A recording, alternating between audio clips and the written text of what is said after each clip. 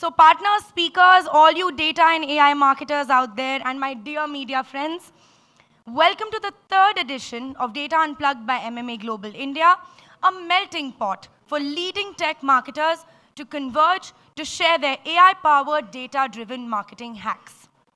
I'm Tanya Sehgal, MMA India's in-house content and PR lead, who doubles up as a host sometimes. Most of you would know. So how are we feeling today? A show of hands for those who are here as an excuse to be OOO, out of office. Awesome, that's the spirit. Jazz hands, come on, Friday, kickstarting Friday. Give me jazz hands. Awesome. Great, that's what I like to see. Okay, so let's get this show on the road by thanking our esteemed partners for helping us put this grand event together. The third edition of Data Unplugged India is co-powered by Google and WebEngage. Big thanks to our media partners AdGully and Media News for You, marketing partners Zoo Media, support partners Walk and Punctuate, event partner Tantra, and community partner Social Samosa. Can I please request our partner AVs to be played?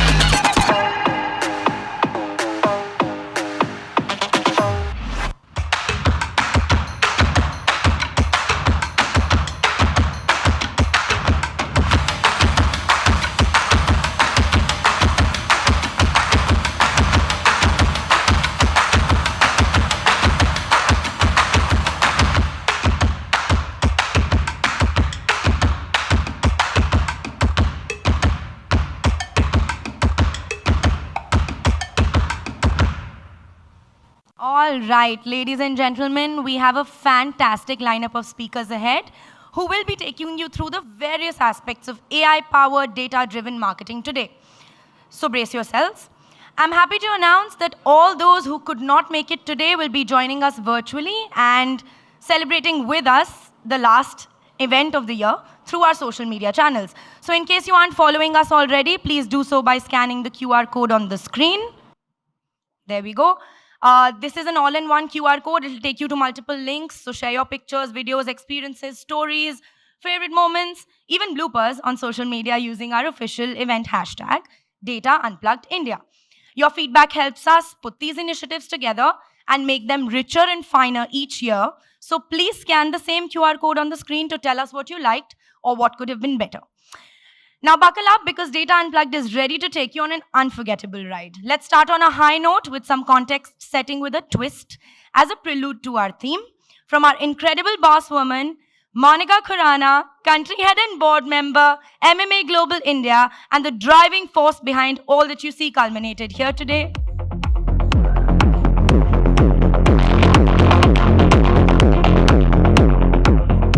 Thank you, Tanya. Guys, give me a minute till I settle. So everyone who's eating lunch, please keep eating as long as you can pay attention to what's going on stage. I hope you guys have settled in, enjoyed your lunch. For those who came in on time, we do like to start on time so we can run the agenda smoothly and let you go on time. Like Tanya said, it's a Friday, so let's not hold you back unnecessarily. Okay, so I am very, very excited to announce today's theme, and that is your time to unbox AI-infused data marketing. So are you ready for that? Yes, it's a Friday afternoon. We can have a little more energy. So whilst you guys have settled down, you do know this is the final event of the year. And this gathering, just pay good attention to what I'm going to say. So this gathering here is a reminder to all of us that the one who graduates today and stops learning tomorrow is uneducated day after.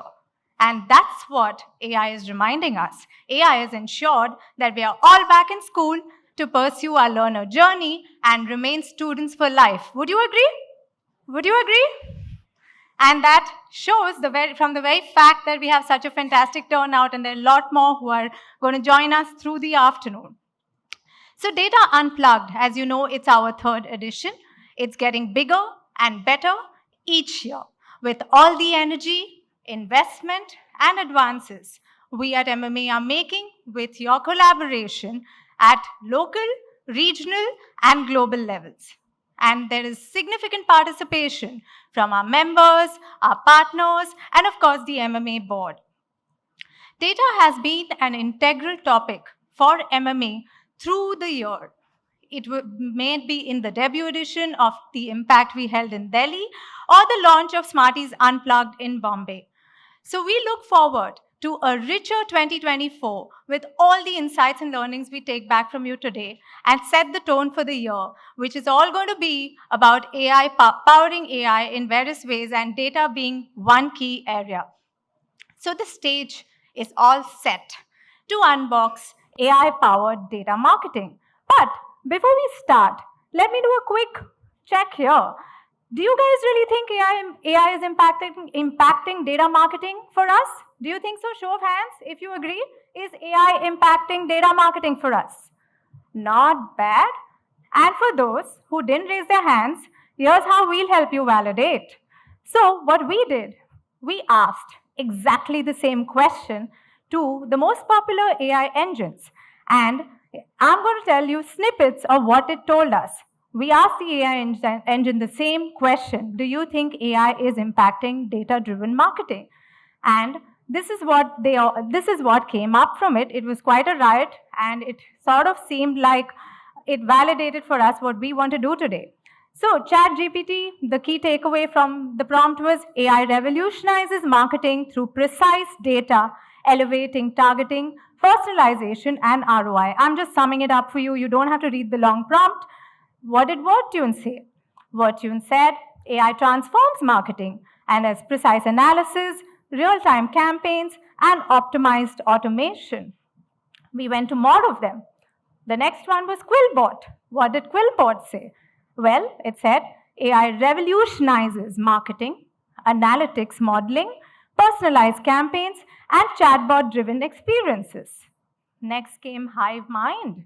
And HiveMind had to say AI transforms marketing, data analysis, predictive insights, enhanced personalization, and real-time decisions. Of course, there was a lot of commonality in the keywords each of them threw out, and Bard then just summed it up.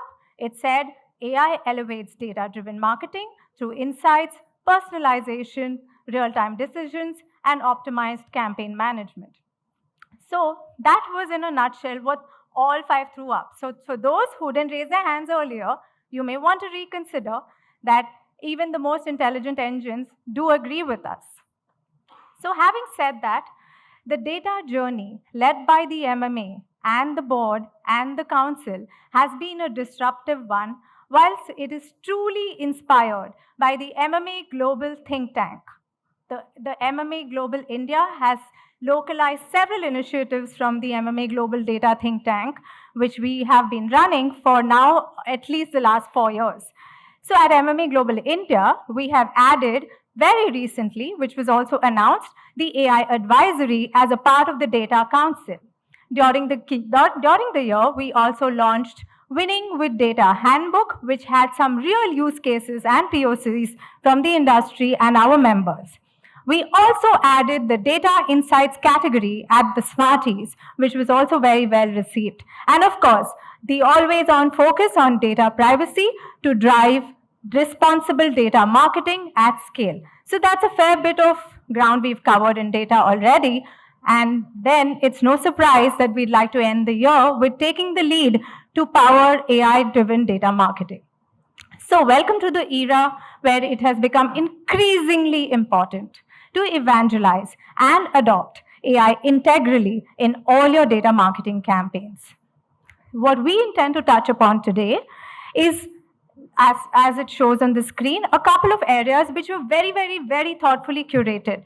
They being the impact and challenges on the use of AI and data and digital marketing, which is natural, it's a new space, and we have our AI advisory helping us decode that for us. Then we, as our board member and partner, we have Google, who's going to help us really understand the present and future of AI-powered businesses. And followed by our member partner WebEngage, who will, as an expert, will help us learn more about how customer retention is being redefined with AI and data. And trust me, customer retention is extremely important, and it's where we should really be paying a lot of attention. And we're very happy to be championing that. We will move on with, of course, learning more about the unsolved puzzle on measurement, where we'll again have Google help us understand how AI is going to play a key part. And of course, whilst we do all of this, it's so important to bring in a practitioner's view on how do our partners, how do the agencies need to evolve, need to remodel to be able to leverage the AI advantage. So with the gamut of sessions like these kind, I'm sure you will go out of the room feeling more learned, and therefore, what better day than today to be able to also unveil the findings of our State of AI study amongst all of you, which for some of you have also participated in that study, and we're very happy to share that we have 100 plus marketers who have been a part of the study, and we'll be unveiling it firsthand with all of you today. On that note, sit tight as we take good care of you through the day to ensure that you have all the energy to be able to focus, pay attention to all these fantastic sessions that are coming your way. Also, I do want to make an important announcement that the first session we do is actually a special kickoff session, which is powered by the MMA Global India AI Advisory, which we've recently announced to all of you through media. And this advisory is formed to keep our members and the industry at the forefront of everything AI in marketing, and it represents the complete ecosystem of marketing. Of course, it is forming with and encouraging more and more of you to come forward and be a part of it, but we do have the preliminary group in place. So I'd like to first give them a big round of applause for being a part of this journey and joining hands with us. So they are amongst us, and you will see them on stage very soon as well. So moving on, today is actually a very, very interesting and special day. It is our last event. We want to leave on a high note. We're also going to make sure we do the soft launch of our upcoming podcast series in 2024, which is an attempt to turn you into a woke marketer. It's time we become woke marketers, don't we?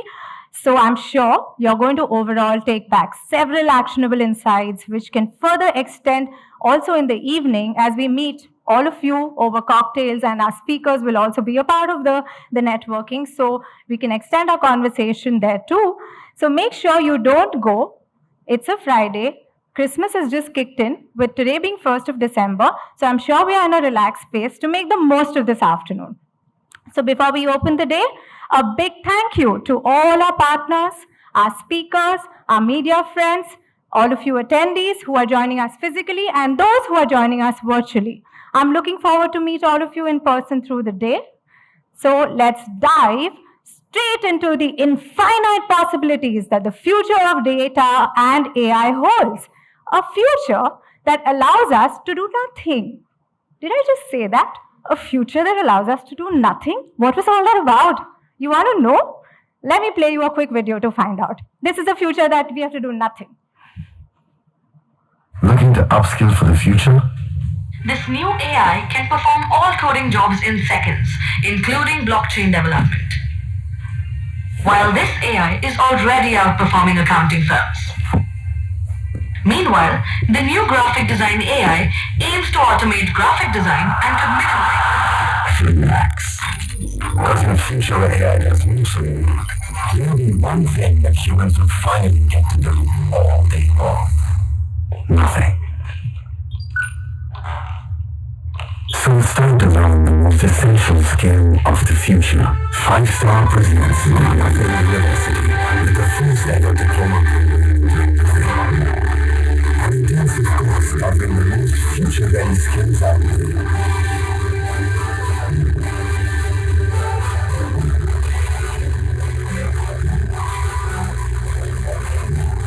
Let me check with the app. I've been updated. With our state-of-the-art workshops, campus placements, and guest lectures, the world can fully prepare for the glorious future that awaits us. Faster, everything, enroll now. So who wants to enroll? Raise hands. Who wants to enroll? I'm doing a plug for our member Mondelez. No, that was on a lighter note. Whilst we can give you preferential treatment because Mondelez is a member, so if you do want to enroll, let us know. So on that note, let me hand it back to Tanya and let's get the ball rolling.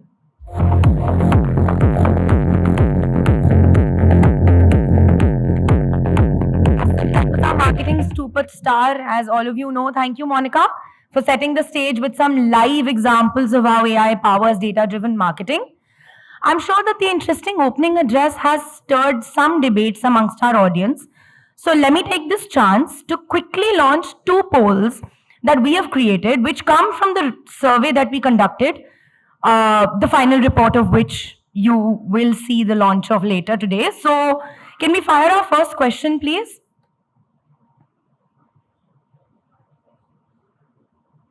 Okay, just scan the QR code and let's take your responses because that can act as a cue for our next panel to address.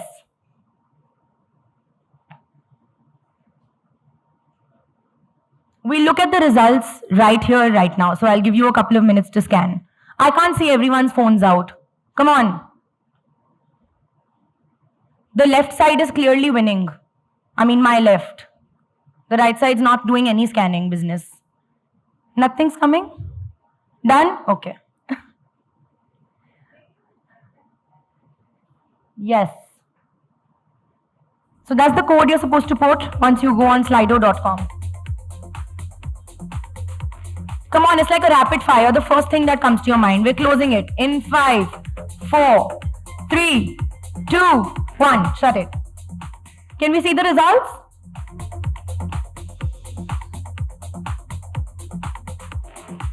Truth bomb, medium. Okay, that's a very average answer, I must say. Cool, so we'll try to address that with our next panel. I hope everyone's cast their votes and sit tight.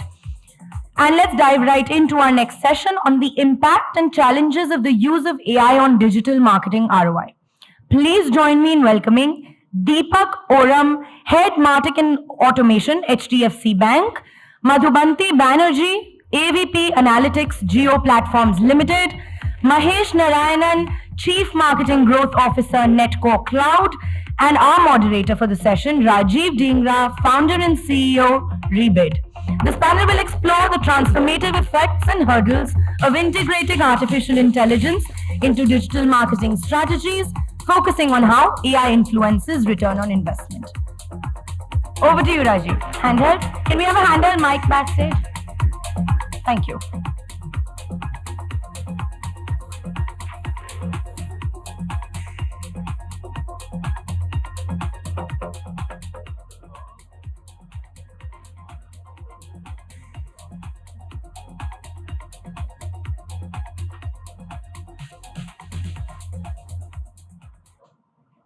Hi everyone, am I audible back there?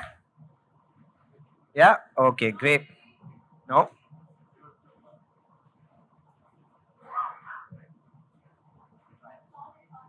Am I audible now?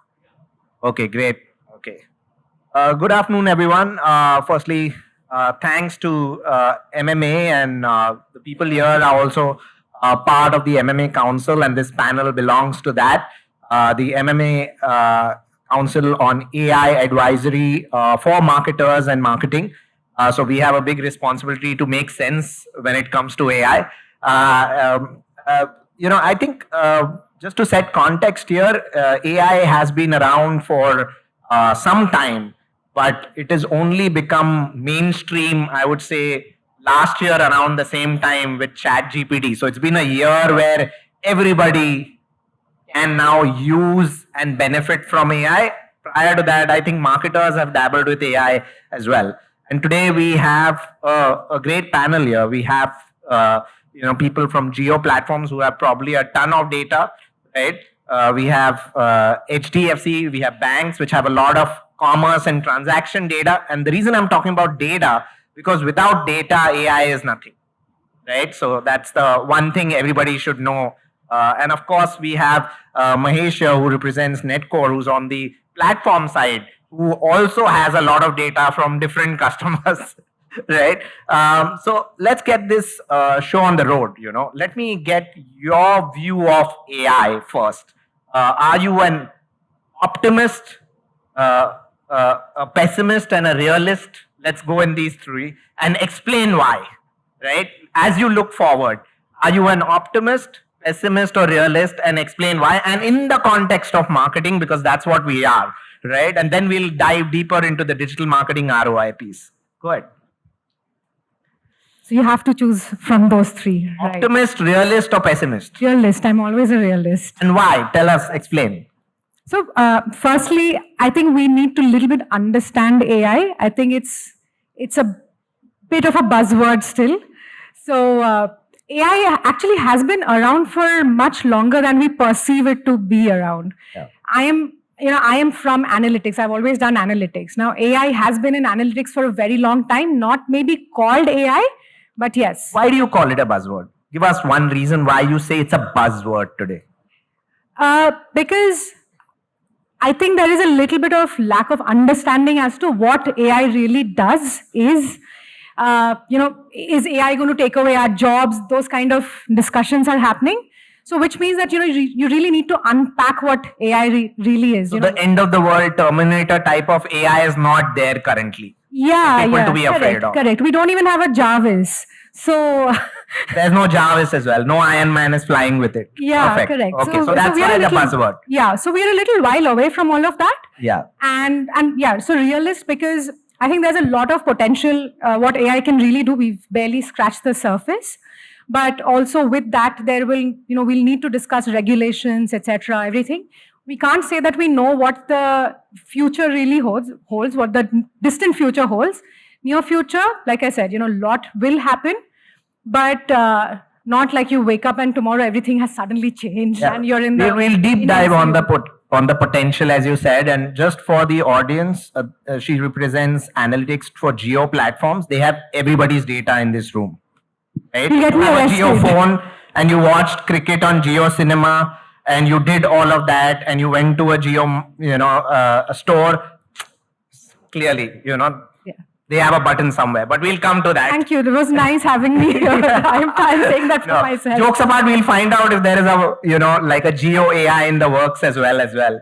But Deepak, to you, pessimist, optimist, realist, what are you? I'm an optimist, Okay, for sure. that's great. So we have one realist, one optimist.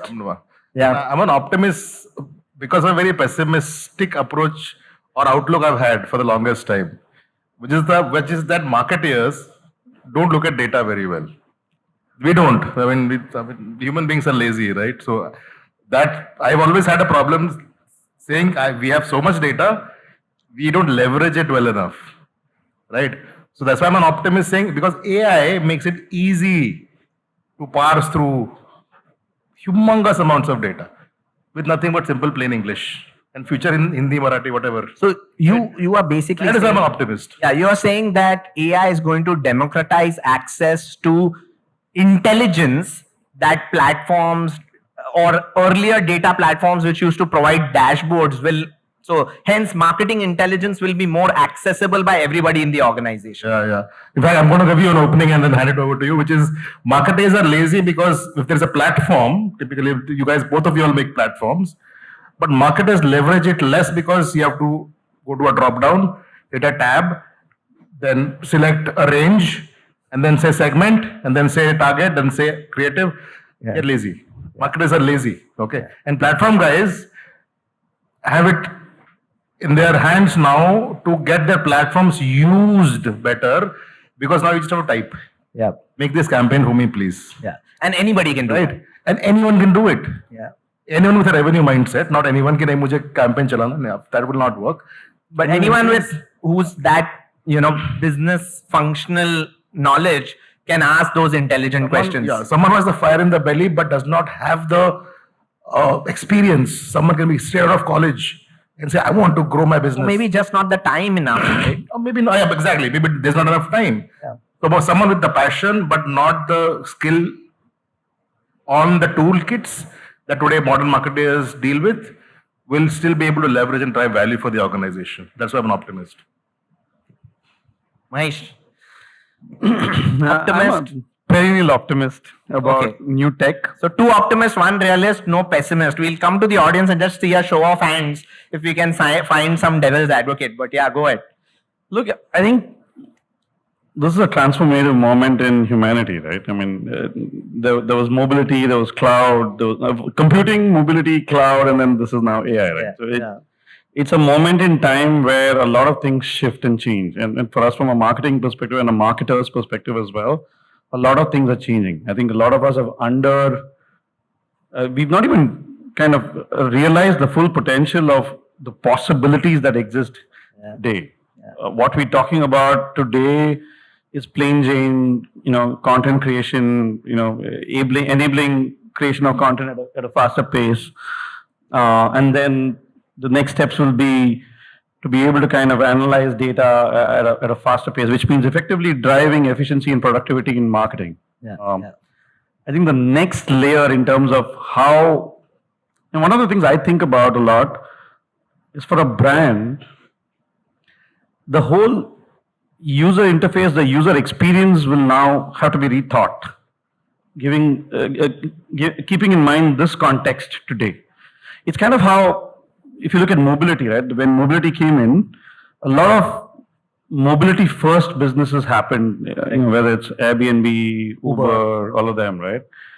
We'll have to think about how does this change the paradigm for brands and the way they interact with consumers and the kind of experiences that they build with consumers. So if you were to expand the realm of, hey, how does this change things for a marketer or for a brand, and go beyond what we do today, which is enabling content, faster creation of content, and also analytics, and hopefully finding those nooks which otherwise was being missed by humans.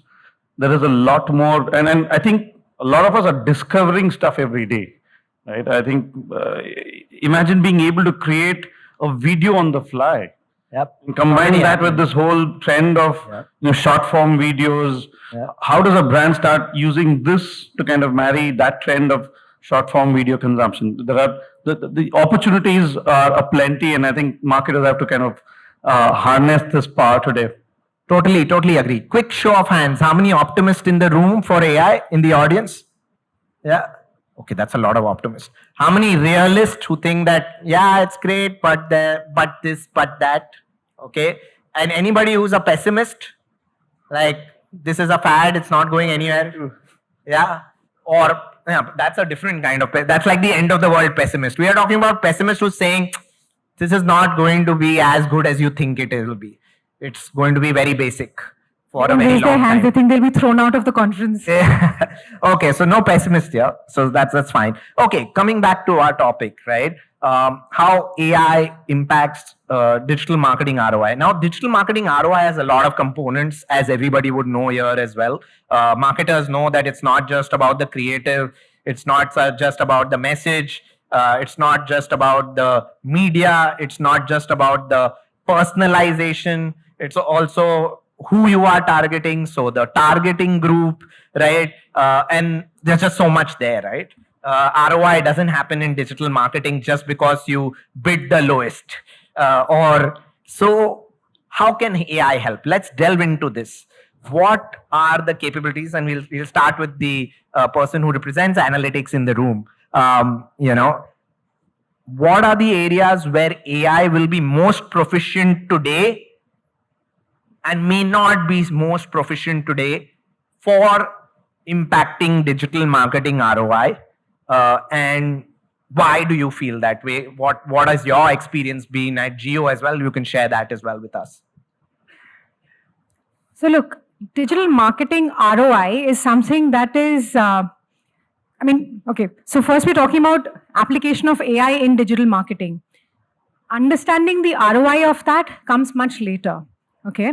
I mean, obviously you do want to understand, measure ROI for it, but that comes much later. I honestly think we are a little far away from that yet. We've not really measured ROI in the true sense of the term. Again, ROI measurement can be in various aspects. So you can, what are you really talking about when you say ROI? Did it drive my sales? I mean, ultimately, that is the only ROI I understand. True. But again, of course, there are various other mid-funnel metrics that you're talking about, right? Now, are we really measuring that and saying that this happened because I used AI in my marketing? I don't think we are measuring that yet, right? But are people using AI in their marketing in some form or the other, and which aspects are they using? Correct. So, say for instance, let's pick up any ad that has used AI in content creation. So, say that the Pepsi ad, Salman Khan, right? Salman Khan going back and talking to his Hum Aapke Hai Kaun avatar and all of that. So now, if that has no one, I don't know if ROI has been measured. I'm sure Pepsi has measured ROI, but can you say it happened because they created an avatar of Salman Khan? Because that requires, again, sorry, I'm going to get into a little bit of statistics, but that involves very different level of analysis. Totally agree. But right? with the amount of data that Geo Platforms has, are you I'm using coming to that. AI in a manner that is moving the ROI needle for you? So that now coming to the other part, which is, so the hypothesis is yes, it will, because we know that, if you're targeting better and also, again, not over targeting, etc., but targeting better, then you are going to, you're talking to the right people. And how are we getting to that? And you keep saying how much data that I have, but yes, the amount of data that is there at the disposal, what you're essentially doing is you're creating better cohorts, right? How are you doing Segments, that? cohorts. Correct. How are correlations between customers and what they will buy, what they will not. Patterns, etc. And that is exactly what AI does. Looks at vast amounts of data. I mean, that is what narrow AI is really doing. Looking at vast amounts of data, saying that okay, this is, you will be put in this cohort, and you will be put in a different cohort, and this ad. So how ready is this today? Given that you sit on a lot of data, are you able to do that even for a small correlation today and apply it and get 20 segments created? That will be probably more effective than a human actually creating those 20 segments. Correct. See, we are already there, right? Like earlier, how were you targeting? You were targeting just on, demographics. So Right. we've already come from demographics to, your interest groups. So, demographics, cross interest groups, cross, location, etc. I mean, various things are already happening, right? So multi-attribute segmentation through AI is happening at Geo Platforms. Yes, the potential is there. Now, again, the use of it, etc. You're still not saying it's happening. You're still saying potential. Yes. I'm a realist. I started with that. Okay, great. So there is a lot more that can happen, but like I said, it is also how you're using it. There is also, I mean, it can go on and on, but how much narrow targeting do you really want to do? Perfect. So what you're saying and what I hear you saying is that automated segmentation through multi-attributes that helps you micro segment and get best ROI from customers knowing what they will buy and what they won't could be a huge value from AI on digital marketing ROI. Absolutely. Perfect. So that's one point. Deepak, adding to that, where is the potential of AI in uplifting digital marketing ROI? So I think ROI, let me connect it back. So ROI, and Madhu rightly said, it's sales. Yeah. At the end of the day, for organization, it's sales. It's not a higher CTR or whatever, right? Now, ROI comes when you have data and you use data, but sometimes data insights to data reflexes is a chasm you don't cross. Data insight is there. I have micro segments, but you can't do micro targeting and micro creatives. I'll give you a simplest example. 3 years ago, right? We ran a simple targeting that said, this lady for HDFC Bank has a lot of money sitting in the account. You need to sell them investments, mutual fund, fixed deposit, good old fixed deposit. The problem with the banking industry was same. Data is there, insight is there, reflexes are not there. Yeah. So everyone is running simple, plain, generic creative saying, if it's debit card and credit card offers and shopping, put a female. Yeah. If it's investments, put a male. So what we did was took the segment and said, boss, dekho, this is a lady, because in the KYC we know it's a lady, and show them investments with a female creative. And the CTR was actually 3x. Wow. because the audience is not used to seeing investments with a woman creative at all. Yeah. So realize because most people can't do it. So anyway, coming back to how it is made easier now, because today we can generate a South Indian woman for South and with investments At peanuts cost. at peanuts cost, boss, and at scale, thousands. 25 states into geography and 13 product categories, you can do it today. So data insights is there, data reflexes comes when creative automation can happen, which today is very much possible. So what I hear you say is AI-led creative personalization will have a huge impact on digital marketing. This is what is possible today, is what, For sure. what I'm able to do today, Yes. right?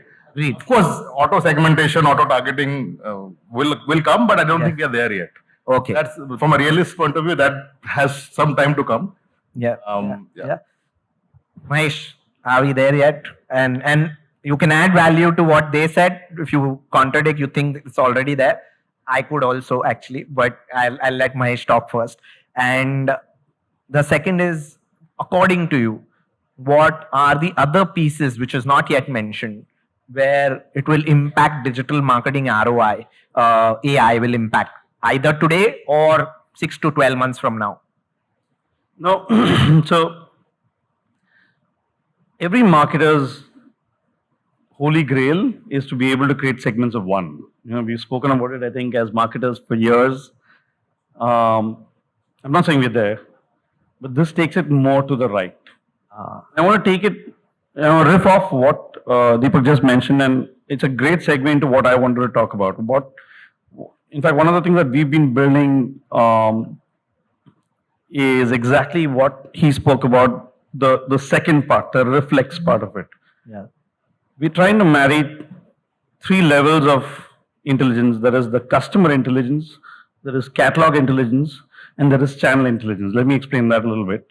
And intermesh that with AI to be able to kind of drive more targeted communication. So customer intelligence, he spoke about gender, demographics, balance in the account. It could be commerce shopping patterns. It could be, the product SKUs which are preferred, all of that. So customer intelligence, catalog intelligence, and then the preferred channel of interaction. The brand users don't think channels, but marketers think about channels. Hey, is this consumer interacting more on WhatsApp? Is this consumer interacting more on email? Yeah. Is this consumer interacting with us as a brand touchpoint on app notifications, for example? We're trying to intermesh all of them, all three of them, the three C's, which is customer, catalog, and channel intelligence, intermesh that with AI and enabling brands to be able to create communication which is more targeted. Sure. So it's layered on top with previous intelligence and campaign performance data. So I know that X person has interacted on email in the past or on WhatsApp in the past. And so paint a picture for me so that the audience also understands. So you're saying today you can go on a system, and say, I want to target customers who will buy black sports shoes. Can that be done by AI? Let me layer on top of it. Let's just say this consumer is Rajiv. Yeah. Rajiv has shown interest in black sports shoes. Correct. In the past, he's bought, his shoe buying pattern shows that he buys a new pair of sneakers. He's a sneakerhead. He buys a new pair of sneakers every 6 months. His average order value is in the range of 12 to 18,000 rupees. These are his 7 or 8 preferred brands which he's researched in the past. This is the preferred time of day at which he the shops. intelligence you can give on an individual. We're not giving this intelligence. It's intelligence that's getting intermeshed on the basis of past behavior depicted, and then also channel intelligence, right? So, for example, you interacted with a notification that was sent to you about a specific shoe, which is black shoes from Nike. There was a WhatsApp message to you from Adidas, which is also another black shoe. And then the AI on top of that could say, this is the best time to send, this is the best channel to send, this is the best communication to send. Okay. Intermesh all of that together, and hopefully, cross that chasm that he was speaking about. That's Interesting. what we're trying to kind of so intermeshing OpenAI with a lot of customer intelligence and catalog intelligence and channel intelligence that we can kind Makes of mesh sense. together. Makes sense. In fact, just taking off from there, I'll share some of my experience as well. What Mahesh spoke about is bringing in different data silos and intelligences together and feeding it to AI for it being able to, make sense out of, draw connections. I do believe what's possible today on the media side of this, where, you are running 500 ad campaigns, let's say 30 email campaigns, 40 SMS campaigns. Today, AI off the bat can tell you what is working, what is not working, right? What it probably will struggle with a little bit is why it is not working. That requires deeper level of data, right? And a slightly more human intelligence to be fed, saying this creative is not working because you have male in this creative and female in this creative. Exactly what you said, right? That level of, at least I have not seen. Why it is not working, I have not seen to an accuracy level, which is what is not working. What is not working can be 100% accurate today from AI. So if you had currently live, you were a global marketer with 5,000 campaigns globally, and we built this at Rebit, which is why I can say that confidently. 5,000 campaigns across the world, and you wanted to just ask, which is my best performing campaign? Which are the 10 campaigns that's not working? You can know that instantly with zero error through AI. But why it is not working is where you need to work a little bit harder, because that has the answer to that is a combination of 10 different attributes, right? It could be creative, personalization, landing page, communication, time of communication. There are now 20 attributes that needs to be checked before somebody can confidently say why this is not working, right? Which is why I think the new announcement that OpenAI just made with the chat GPT, the GPTs that you can create.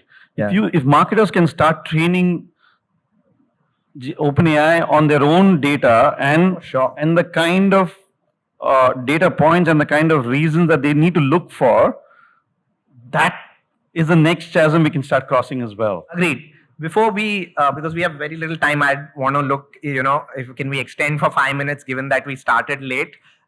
So on that data piece, marketers sharing their data, it's a big thing, right? So let's talk to, two people here on the panel, especially bringing you in, Deepak. How much do you think that the use of AI for digital marketing ROI is going to be limited by the regulation and data sharing issues that marketers have in general, when it comes to giving it for any kind of AI intelligence? I think, look, running AI is not limited to going to OpenAI or ChatGPT, right? Correct. First thing I did is I installed what they called, GPT for your laptop. You can install on your laptop also. It ran fantastically well, right? Yeah. The old web developers like me were like, okay, we could build a website and run it on our own machine. Wow, look, you can run ChatGPT on your own machine. I was like, wow, this is so. I don't think a problem exists when you want to do what ChatGPT does as a software, as a service platform internally within your company. It's going to still work. The technology is open, thank God, right? Yeah. So no one's going to monetize it and say, boss, I'll close it and only as a software as a service. Technology is open, it's available. You can run your own data set on top of it. You can make it human language interface driven, right? So today we can run our banking data set. This customer has not taken a product from me. Why? Because he's disengaged. He's not happy with your service. He has a complaint that they were logged with you 6 months ago. And then the balances started going down. So if you run this kind of data set on top of any open AI GPT sort of language model, it just works. So I don't see a challenge. And you think marketers will warm up more and more to the data compliance sort of thing when it comes to AI? Because that is definitely a concern in marketers behind, on the back of their mind, as you Sure. So basically, getting the insight can still be done on your internal data center, your internal systems. Activating it needs you to go to a ad platform, needs you to go to a second party data provider to merge audience, whatever, right? That is where the challenge continues to be. But running AI on your own data set, I don't see a challenge at all. Okay. you were wanting to come in on the piece that Mahesh and me were talking about. What's your thoughts on the fact that data compliance, given that you hold such a big data set at Geo platforms, right? What are your thoughts on that compliance issue as well? Yeah, thanks for that reminder. And so, see, the thing is, of course, regulation, etc., is needed. And again, so just taking a step back from there, there is data, the data is there. All of this data is being collected, whether or not you use AI on top of that to do anything about it.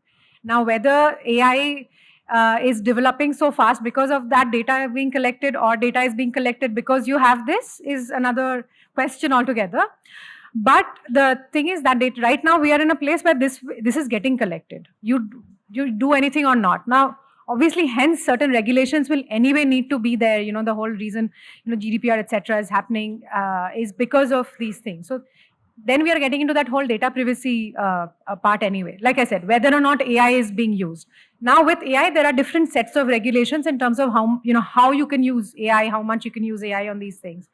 But again, all of this is going to evolve together. So I don't think it's going to be a hindrance or it's going to, block anything. But again, like I said, it has to evolve together.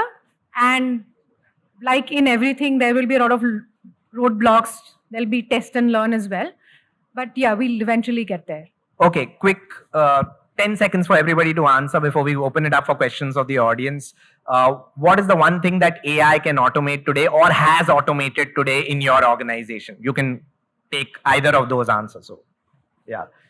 All of that data that you were talking about. So yes, the point is that again, all of the data you're using AI to crunch that data to essentially come up with some data analytics can be automated using AI today. Yes, the basic use case of AI. Yes. Okay. Creative generation, already done.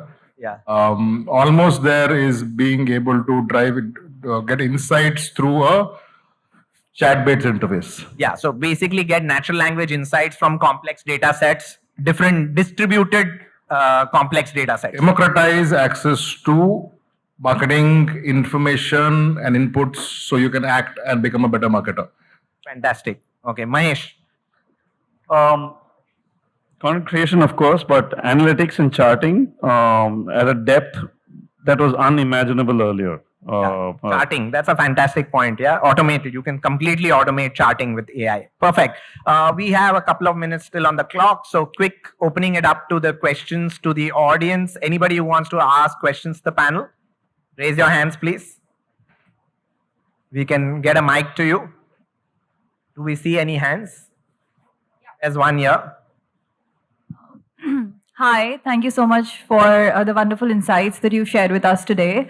One thing I'd like to understand is, did you go through organizational challenges when you were looking to, bring in data, AI, and automation? And how did you go about it? Like, my understanding is that at certain levels in different organizations, there are believers and then there are people who are scared of these changes. So how did you go about, how did you convince people within your organization to kind of take that route?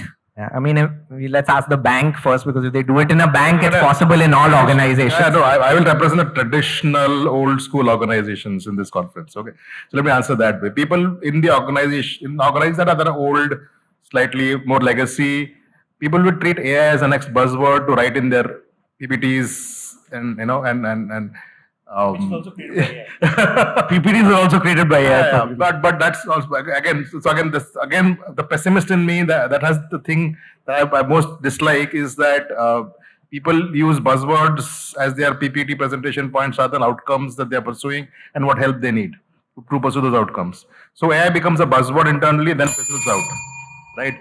So that is going to be your biggest challenge. So find a meaningful use case and execute it immediately if you want AI to continue to have the faith of your leadership. Otherwise, if everyone says ChatGPT this and that, and then leadership says, "Arey boss, nothing happened. What are you talking about?" One is AI will take a hit in your organization. Second is you will, as a person, lose credibility. Second is most important, right? So be aware of that. Fantastic. Anybody else in the panel to add anything? Do we have one more question or we are done? Yeah. All right. Thank you so much. Thank you to all the panelists as well. This was fantastic. I hope you guys enjoyed the discussion as well, and hopefully we'll look forward to more insights as the day goes along. Thank you.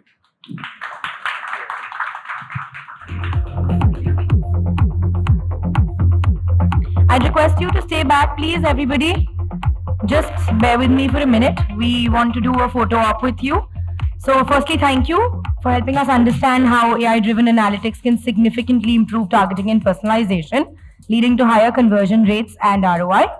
I'd like you to stay back because, ladies and gentlemen, in case you missed it, we recently announced our AI advisory. Our mission to ensure the right platform is provided for industry representatives to discuss challenges, engage in knowledge sharing, and drive collaboration for growth. So alongside our members who we already have on stage, let's call upon our other members who are here up on stage. Let me call the names quickly. Arvind RP, whoever's there with us, I'm just going to call the names. Whoever's there, join us. Arvind RP, Rashmi Sehgal, Pradyumn Pasari, Rahul Agarwal, Kunal Aman, Amiya Swaroop, Taranjeet Kaur, Rajiv Dhingra is already here, Atiq Kazi, Sujit Ganguly, Deepa Koram, who we have here, Deepa Matthew. These are all our members of the AI Advisory Council. Saloni Shah, Ishwari Deshpande, Raj Rishi Singh, Ankur Malhotra, Siddharth Shah, Mahesh Narayanan, Meghna Aparao, Aditya Swaminathan, Neeraj Ruparal, Marisha Gupta, Anjali Madan, Sriraman Tyagarajan, Anil Pandit, Sheetal Goyal, and Rudrashish Nag. Okay, I know those were a lot of names, but do we have any of these in the audience? Please join us for a photo opportunity on stage. Rudra, come. Okay, can we have some nice pictures, please?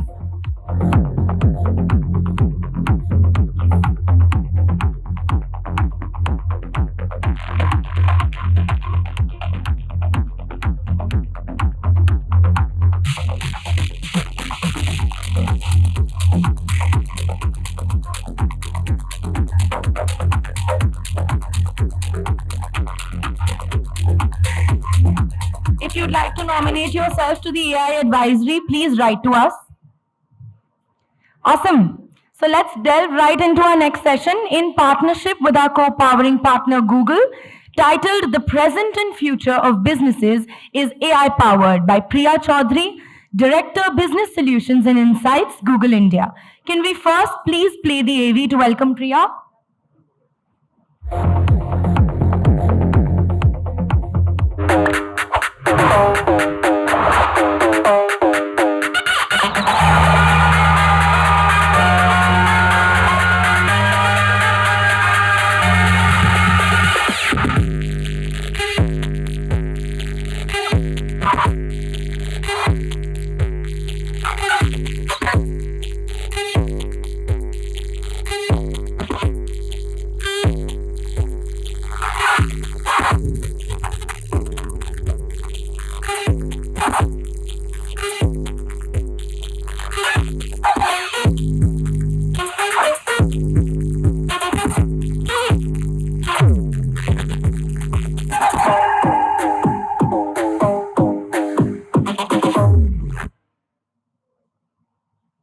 Good afternoon, everyone. Am I audible? So it's amazing to be in this intimate gathering of so many familiar faces and so many esteemed marketeers. Let's get started. Let me just quickly introduce myself. My name is Priya. I lead Business Solutions and Insights for Google in India and have worked with you, many of you actually, very closely. So today, when MMA came and asked me to talk on this subject, I think I spoke to a lot of people, a lot of intelligent folks inside Google, outside Google. I did a ton of research to understand how do we set context for this. And there's a particular line that hit me really hard. And I said, that's the best way to describe it. So AI actually really, and there is this moral debate I think we went through even in the panel discussion, right? Whether we are an optimist or a pessimist or a realist. So what does AI actually do to businesses? And why are we seeing that today's businesses are dependent on whether whether they invest in AI going forward or not, is the fact that AI actually helps businesses save time for activities that humans and only humans can do. And that's not nothing. That's activities that involve creativity, that involve judgment, that involve empathy, right? So that's the stage I wanted to set before we get into this conversation on AI and where is AI today, how is Google thinking about it, etc. Now at Google, we believe that AI is the next big shift, right? It's going to be transformative for businesses, for consumers. Many of us are experiencing it already. And if you've been following Sundar, he has gone on record and said that AI is going to be as transformative as almost the invention of, let's say, fire or electricity. And we believe these are if we trace the technological innovation that has happened over a period of time, there are three distinct phases. One was the launch of internet, then came mobile, and now the world is AI powered. And I don't know how many of you have experienced a world before internet. I have. And every time a new technological revolution came, as Google, we have embraced and led that.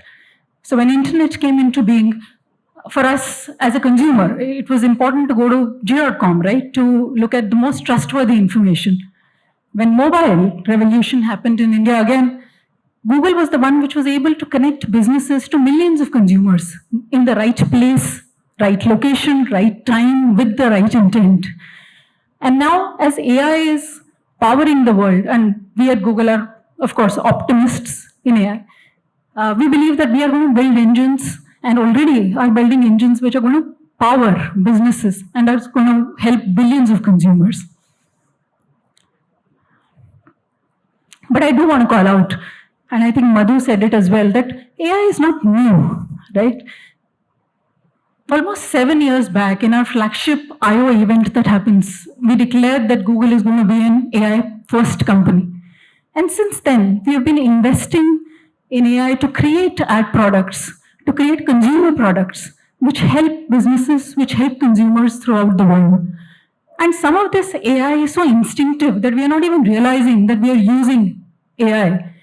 Things like today when you type a Gmail, you go into Gmail and type a mail, there is Smart Editor, there is Smart Reply. These are all AI powered. Or every morning, I think the ritual is we fire our Google Maps and we see what is the best route to take depending upon the traffic situation, time of the day, etc. These are all AI powered and have been benefiting lives and consumers for a long time now. So AI already exists. We are deeply investing in AI and are very, very excited about the future that is filled with AI. Now again, there are many buzzwords like somebody called out earlier as well, right? So we are hearing these things about analytical AI, generative AI, and I've been reading a lot and thinking about what is the best way to explain it. And in my mind, the most simplest explanation that came to mind was think of analytical AI as almost left brain and think of generative AI as right brain. And between the two of them, these are the four things, broadly speaking, that they do, which is synthesize data, make predictions, create content, and power conversations. And let's talk about the analytics part of AI a little bit more. So very simply speaking again, what AI does best is it looks at tons of data, tons of information, makes patterns that as humans we can't even think of, and then uses them to make predictions, right? And all of this happens in a fraction of a second. And that's why the decisions that can be done, that can be made with AI are of course going to be far superior than we can ever think of making manually. And that's why AI is optimizing the world around us. And like I was saying before, there are many, many use cases. As consumers, things like maps, things like, creative use cases like magic editors, mail compose, document compose, things like that, which are all AI powered. Or the most important for all of us as marketeers here is powering businesses to create a more impactful, effective solution. Let's also talk about the new buzzword, right, which has taken the world by storm, which is generative AI. Now, generative AI is nothing but an AI tool which basically creates something totally new based on a prompt that you give it. And as consumers, we spoke about, we've experimented a lot with ChatGPT. Google has its own AI tool as well. It's called Bard. We're launching it slowly. It's still in an experiment phase. We believe that technologies which are as powerful as AI, we have a responsibility to be bold as well as responsible with them. But I don't know how many of you have experimented with Bard. A show of hands. Interesting. And what I can tell you what I do on Bard, but I'll be very keen to understand what you do as well. So for me, it's an amazing, creative, collaborative platform. And some of you might know I'm a runner. And earlier I used to had to go to google.com or many other search websites. I had to, it was a clunky way of going through various information sources, figuring out what is the right nutrition plan for me, what is the right rhyme plan for me, etc. Now with Bard, with a single prompt, I can get this information in a matter of seconds, right? Or a close friend of mine actually is a writer. And whenever she has a writer's block, she goes to platforms like ChatGPT. Bard is able to get some kind of creative sort of stimulus. So it's these kind of platforms are great platforms to be able to build creative, collaborative, appeals. So that's how I look at generative AI. Now let's look at one more small example. How long do you think it will take for us as humans to think of this image and generate it and make it actually, right? In a matter of seconds, it's done with Gen AI platforms like Imagen. And these kind of creative, and I think some of you spoke about as well in the panel that we had, these kind of creative outputs are really revolutionizing businesses as well. So I think the real question to ask is, how can AI help you? Or more importantly, how can AI help your business today and tomorrow? And I think somewhere it falls into one of these, right? It helps consumers, it helps communities and companies achieve their highest potential. And going back to what I said earlier, which is it frees up time for us as humans to do things that we do best. And it could be in small things like these, which is where does your next product discovery lie, for example? Or it could be much more meaningful societal impact that we could create. And this is an example that I'm really proud of, where we as Google really partnered with FloodHub to be able to send flood warning messages to millions of consumers. And we used AI to do this, and it saved millions of lives. So today, AI has the potential to do from the smallest to the largest societal impact initiatives. And it's upon us as marketers and consumers to embrace it and move forward with it. This is an interesting stat we came across. It's a McKinsey study which says that marketers who embrace AI, almost 70% of them show and report a revenue increase, and a third of them cost decrease. So it looks like embracing AI and collaborating with AI is the solution and is the only way out for businesses to drive impact and to build success.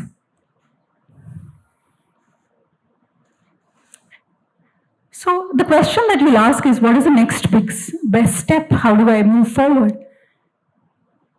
And what we say is, when technology changes, who you partner with is the most important.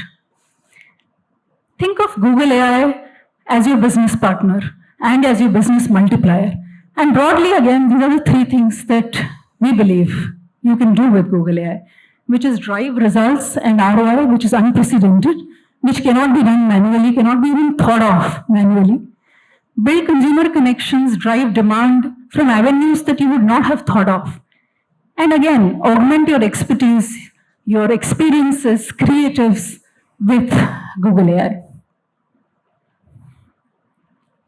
Now, I do want to call out that it is the end result of how your AI is going to perform and support your business is a lot dependent on the input that you give to the AI as well. So the kind of data that you share, the quality of data, the quantity of data is what the AI feeds on. And at Google, we believe in a privacy-safe way of collecting, storing, and activating data. And my colleague will also talk about it a little more in the evening. So always remember that it's AI is just a tool, and it will always work together in partnership with what you bring to the table in terms of your data and in terms of your ingenuity and in your human innovation as well.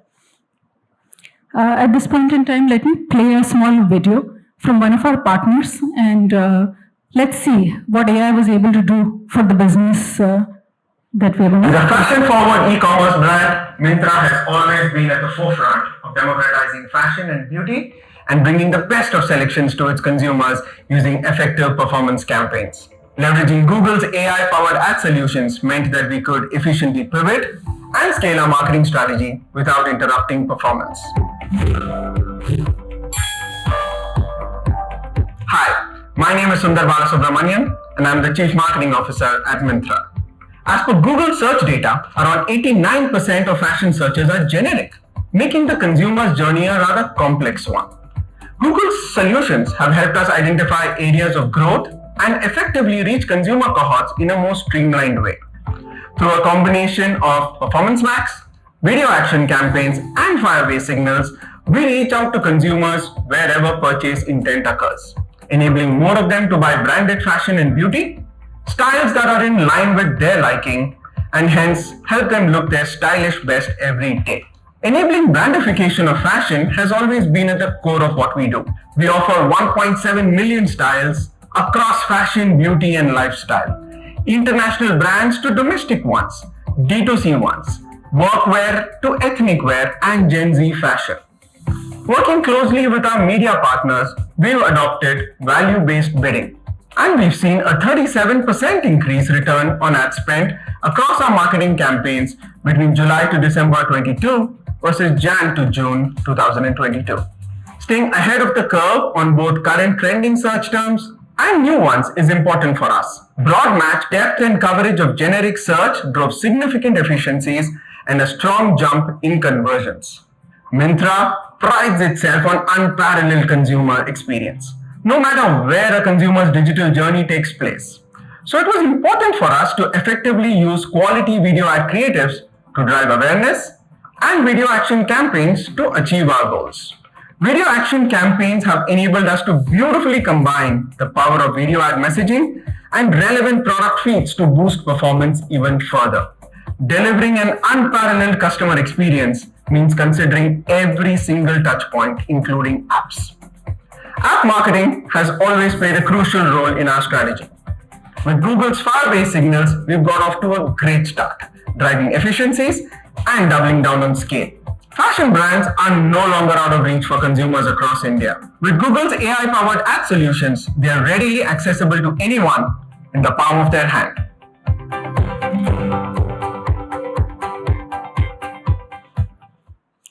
So you saw Myntra in this and some amazing results that we drove with them and for them. And similarly, another example that I would like to talk about is Cadbury, which sent millions of customized messages, birthday messages, using AI-led tech and AI-led lyrics, music, etc. that they were able to generate. So this was a classic example of using AI to drive personalization at scale.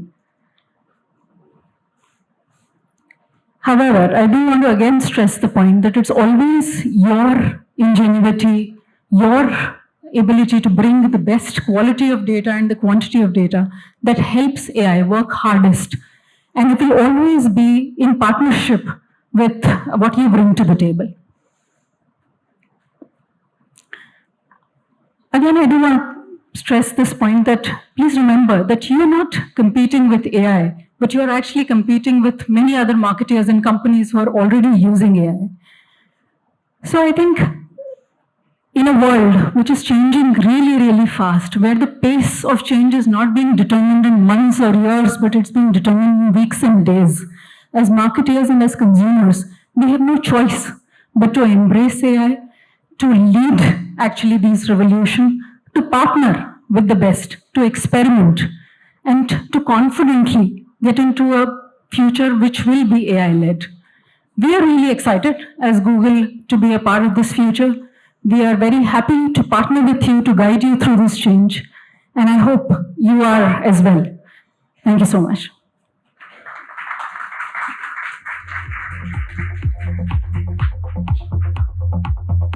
Thank you, Priya. I think that truly set the ball rolling for our agenda for the day. And with those use cases at hand, I think we're in a good space to start our next session, which we have decided to call the AI loyalty loop, quite literally. But first, let's quickly watch a short AV of our partner for the session, WebEngage.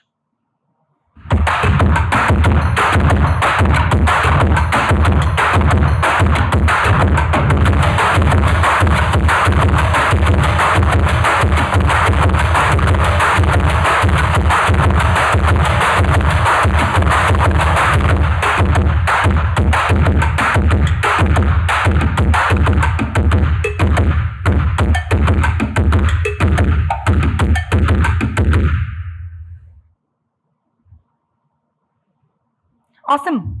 Can I please call upon our panelists for this session? Deepak Bakshi, Managing Director, Accenture Song in India. Tejas Bakre, Partner, Data and Analytics, Technology Consulting, EY. Prasad Kothari, Head of Data Science and AI, Hansas Equity. Jyoti Narula Ranjan, Partner and Associate Director, Boston Consulting Group.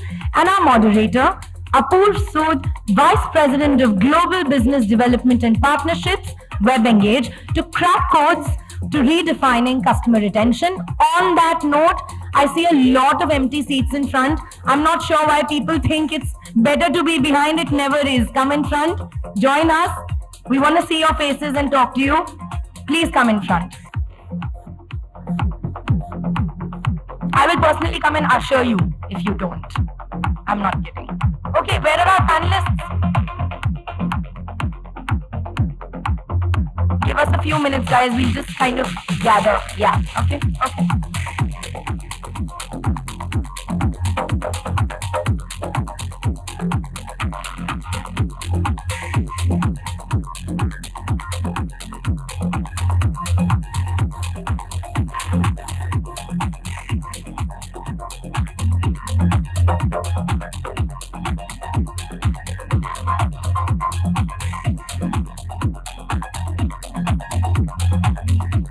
I hope everyone's having a good time. I think, as everyone knows, we have a spread for you later and we have some cocktails for us to network over, so don't go anywhere.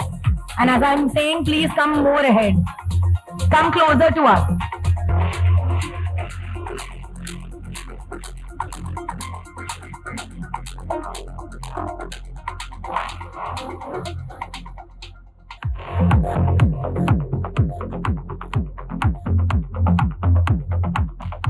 Awesome. Over to you, Apurv. Hello. Hello. Hi, good evening, everybody. My name is Apurv. I head business at WebEngage. We're a marketing automation platform. I'm going to quickly jump over to the panelists. I'm not going to give you very long introductions because let's get to the conversation part of it. Over to you, Deepak. You'd like to introduce? Thanks, Apurv. Hi, everyone. Good afternoon. Deepak Bakshi, Managing Director with Accenture Song in India. Hi everybody, this is Tejas Bakre. I'm a partner with EY. I handle data analytics for BFSI sector. Hi everyone, Prasad here. I am head of AI and data science at Hansas Equity. Looking forward to meeting everyone after the event. Hi everyone, my name is Jyoti. I'm a partner with Boston Consulting Group. I lead X-Dot Growth as part of BCG. So Jyoti's bringing diversification in the panel. We clearly could do better, but yeah, thanks for being here, Jyoti. I'm going to start with everybody's been hearing about AI, conversational AI. Everybody knows what's happening at in California with Altman going in, out, dancing around, and whatever's up. So everybody pretty much knows that, and everybody keeps saying that AI is the future. I think we'll try and get down a little away from the buzzword to understand what exactly is AI and how do we use it in loyalty, right? That's the whole game today that we're trying to come to. So my first question, right? We have a very diverse panel here. People come from CPG, retail, BFSI, consulting backgrounds, So my first question today is, what is, given the diverse sort of industry that we have here on the panel, right? What is the unique approaches in AI for loyalty, as use cases across these sectors, right? Deepak, can we start from you since you're next to me? Sure, absolutely. I think by industries, there is definitely going to be some separation of the use cases and how various organizations are looking at it. And if I were to pick examples, let's say from retail to start with, where loyalty plays a reasonably big role. Consumers who tend to shop more frequent and the ticket size is usually smaller. So loyalty plays much bigger role. Now, the use case for AI is obvious, right? Currently, what's happening is there is a lot of customer data that's getting created, collated together. And the whole idea is there's an analytics team who will kind of churn the data, generate the insights, use that to then engage and communicate with consumers. A lot of insights in that process tends to get missed. And more so in retail because the number of transactions that are happening at a consumer level are significant, right?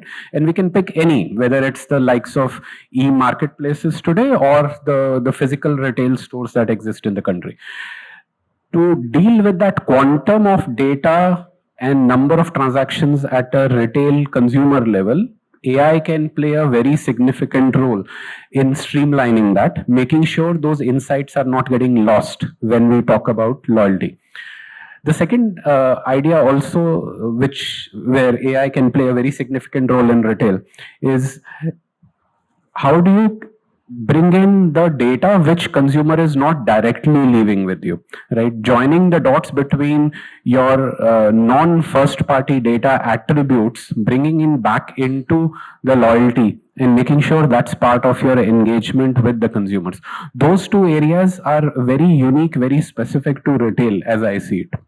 And then again, as we move on some of the other segments of retail, let's say we take jewelry retail, the situation changes slightly because you look for very different set of attributes and hence the content that you want to engage with the consumer on that plays an important role. Now, identification of that content and how to utilize that in comms with the consumer in a jewelry retail becomes different than one we are looking at, let's say, a grocery retail, right? So those nuances and likewise, I think industry to industry, there are several levers that come into the play here. I have one cross question to you again. You said non-first party data that the users leave. What do you mean by that? Just one quick line on that. So it's essentially the attributes of that non-first party data, right? So retailers, when you're transacting with retailers, you're leaving your transaction details with them. But what are some of the other, let's say, browsing that you're doing on a particular category of retail? It's not lying with the retail. It's non-first party, right? So you'll have to gather it stuff from like device data, and the likes, yes, and so on and so forth, right? That's right. Yeah. Fair enough. Over to you.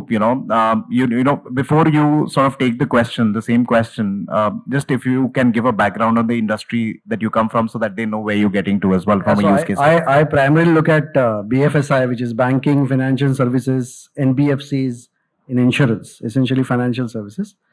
And it's a very peculiar trend that I'm seeing now from a use case perspective in the banking industry, especially retail banking as well as all the NBFCs, right? And I think when I was talking to Jyoti said loyalty is about trust. She mentioned that was downstairs. So I think trust comes from a bit of a emotional attachment that you have with a brand. And emotional attachment to derive the exact qualities of an emotional attachment that the consumer has with the brand is based on emotional intelligence. And how do you use AI, which is artificial intelligence, to derive emotional intelligence about your consumer? And very interestingly, that I've seen in some of the banks that I'm talking to, they do have a customer data platform. They have a customer 360, which tells everything that the customer has done for them, and this is all first-party data. But what they're going now is into very deeper dissections of individuals. And as you know very well, each individual is actually very distinct, right? How much ever you try to group them into their demographics, you would find nuances with certain people. You might have a dog lover, a bike owner, and a house owner. Or you might have somebody who's a cat lover and somebody with 2 kids and so on, right? So that micro segmentation is what I'm seeing banks trying to do of customers. That's A. And they're also investing a lot into what is called as a sentiment analysis. So, and I think from a futuristic perspective, look at it, it's not just about whether the customer is happy or not happy with your brand, whether he's happy with the services that he got from the bank. It is essentially talking about what is his mood in terms of where in the life cycle he is today, what's his growth journey, what are his imperatives, and based on that, trying to create models, which are AI-based models, which predict what is the most likelihood of that particular person buying. So essentially, just to summarize, microsegmentation, sentiment analysis, there is also a word called as opinion mining, to see what the person has been doing when he's browsing over the website or the portal of the bank, and so on and so forth. So I see that a lot of BFSI doing this in this country. Thank you. So, now coming to you, right, Prasad, you told me, you've dealt with data models, you've dealt with so many other ways on which AI and ML, all of that is built, right? You've studied it, you've been part of those projects, right? Just going a little more deeper, and maybe you can choose a segment or a sector. What is a use case that people sort of can relate to at a micro level that that can be AI based, and how it is being done? If you can give me some idea, it will be very helpful. Absolutely. So, I come across sectors. I have worked in life sciences, retail, BFSI, and the passion which we work with is how do we build loyalty, right? How do we build that trust for brands? And taking it one step further, how do we build chains of loyalty, right? Where a lot of our customers build or rely on us to build referral programs, right? Where customer is very happy, he falls into certain segment or micro segment, right? He has certain opinion about the brand. He has a positive sentiment about the brand. Our analysts have already analyzed it using different machine learning tools, artificial intelligence algorithms, graph mining, and so on, right?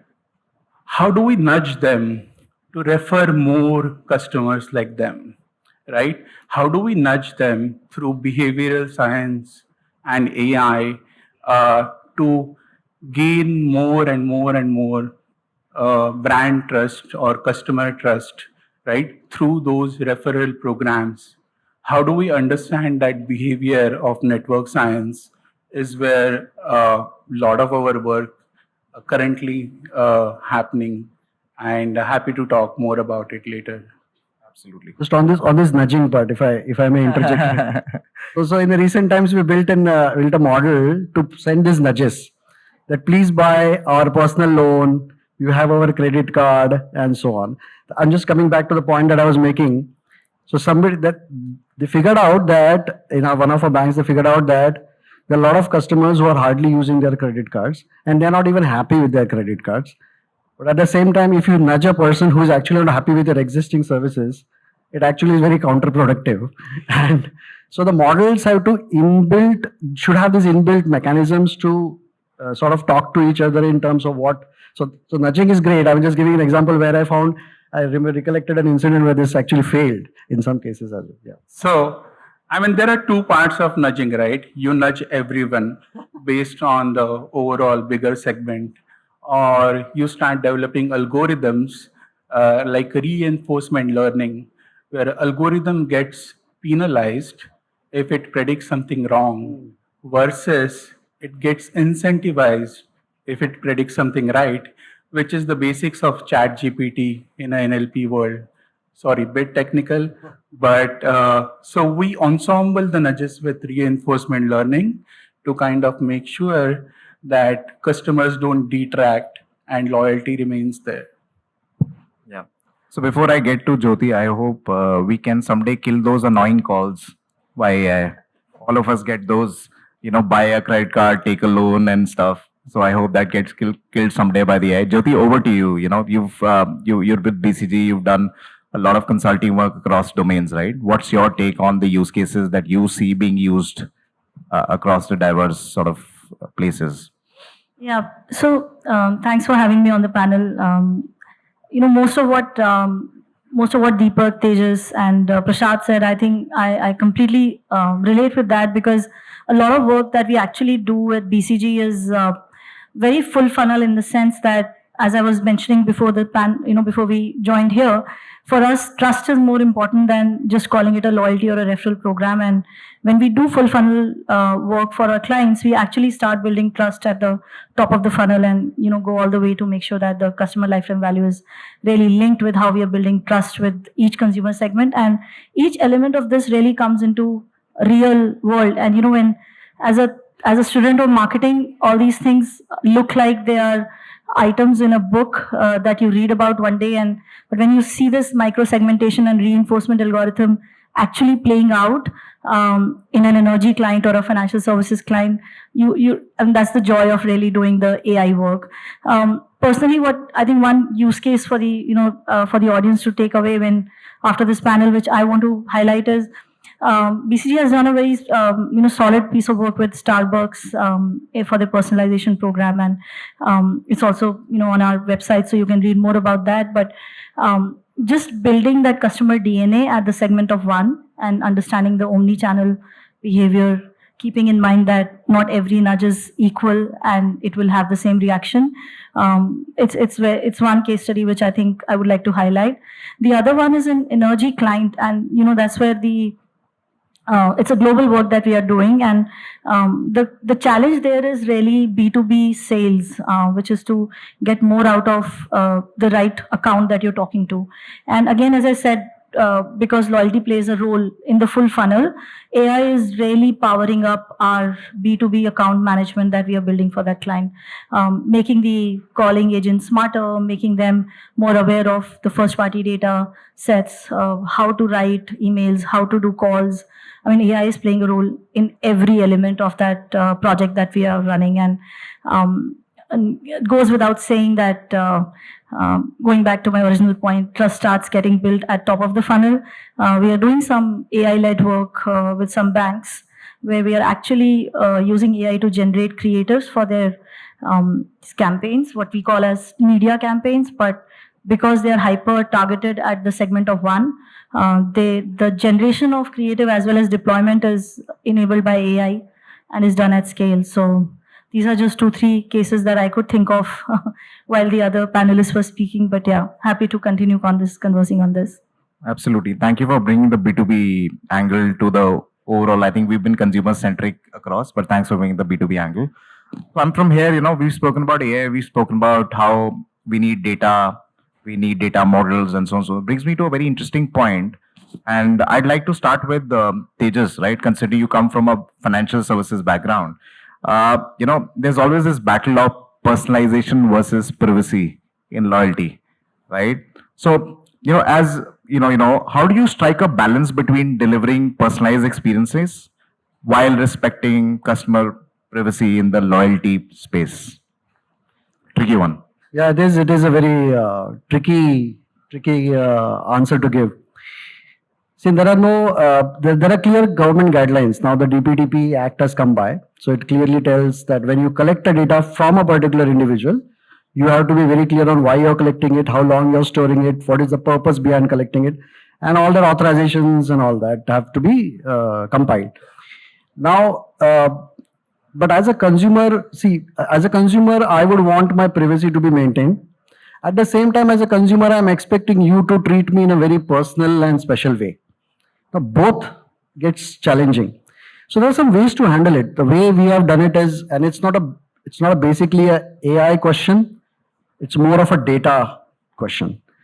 So what we have done is for some of the banks that we are working with, we are trying to, first of all, clearly identify the PI data, personally identifiable individual data, and make sure that it is masked and encrypted. So that's step number one. It's a very basic step that we do. Second, there are, you have to start relying more and more on zero party and first party data to bring up the personalized choices, right? Rather than relying on third party data. So how much proficient are your own channels in collecting that data? And how do you strengthen them? So for example, if you today have a portal and you're clearly telling that it's going to accept cookies and it's going to actually cookies, abolishment of cookies will be a nightmare for all the marketers eventually. But yes, if you accept cookies and you say yes to that, then how do you use them very effectively so that you understand what journeys the particular client took on that web page? Secondly, there is a concept which has been used for a very long time called as data clean room, which is used by many marketeers and advertisers.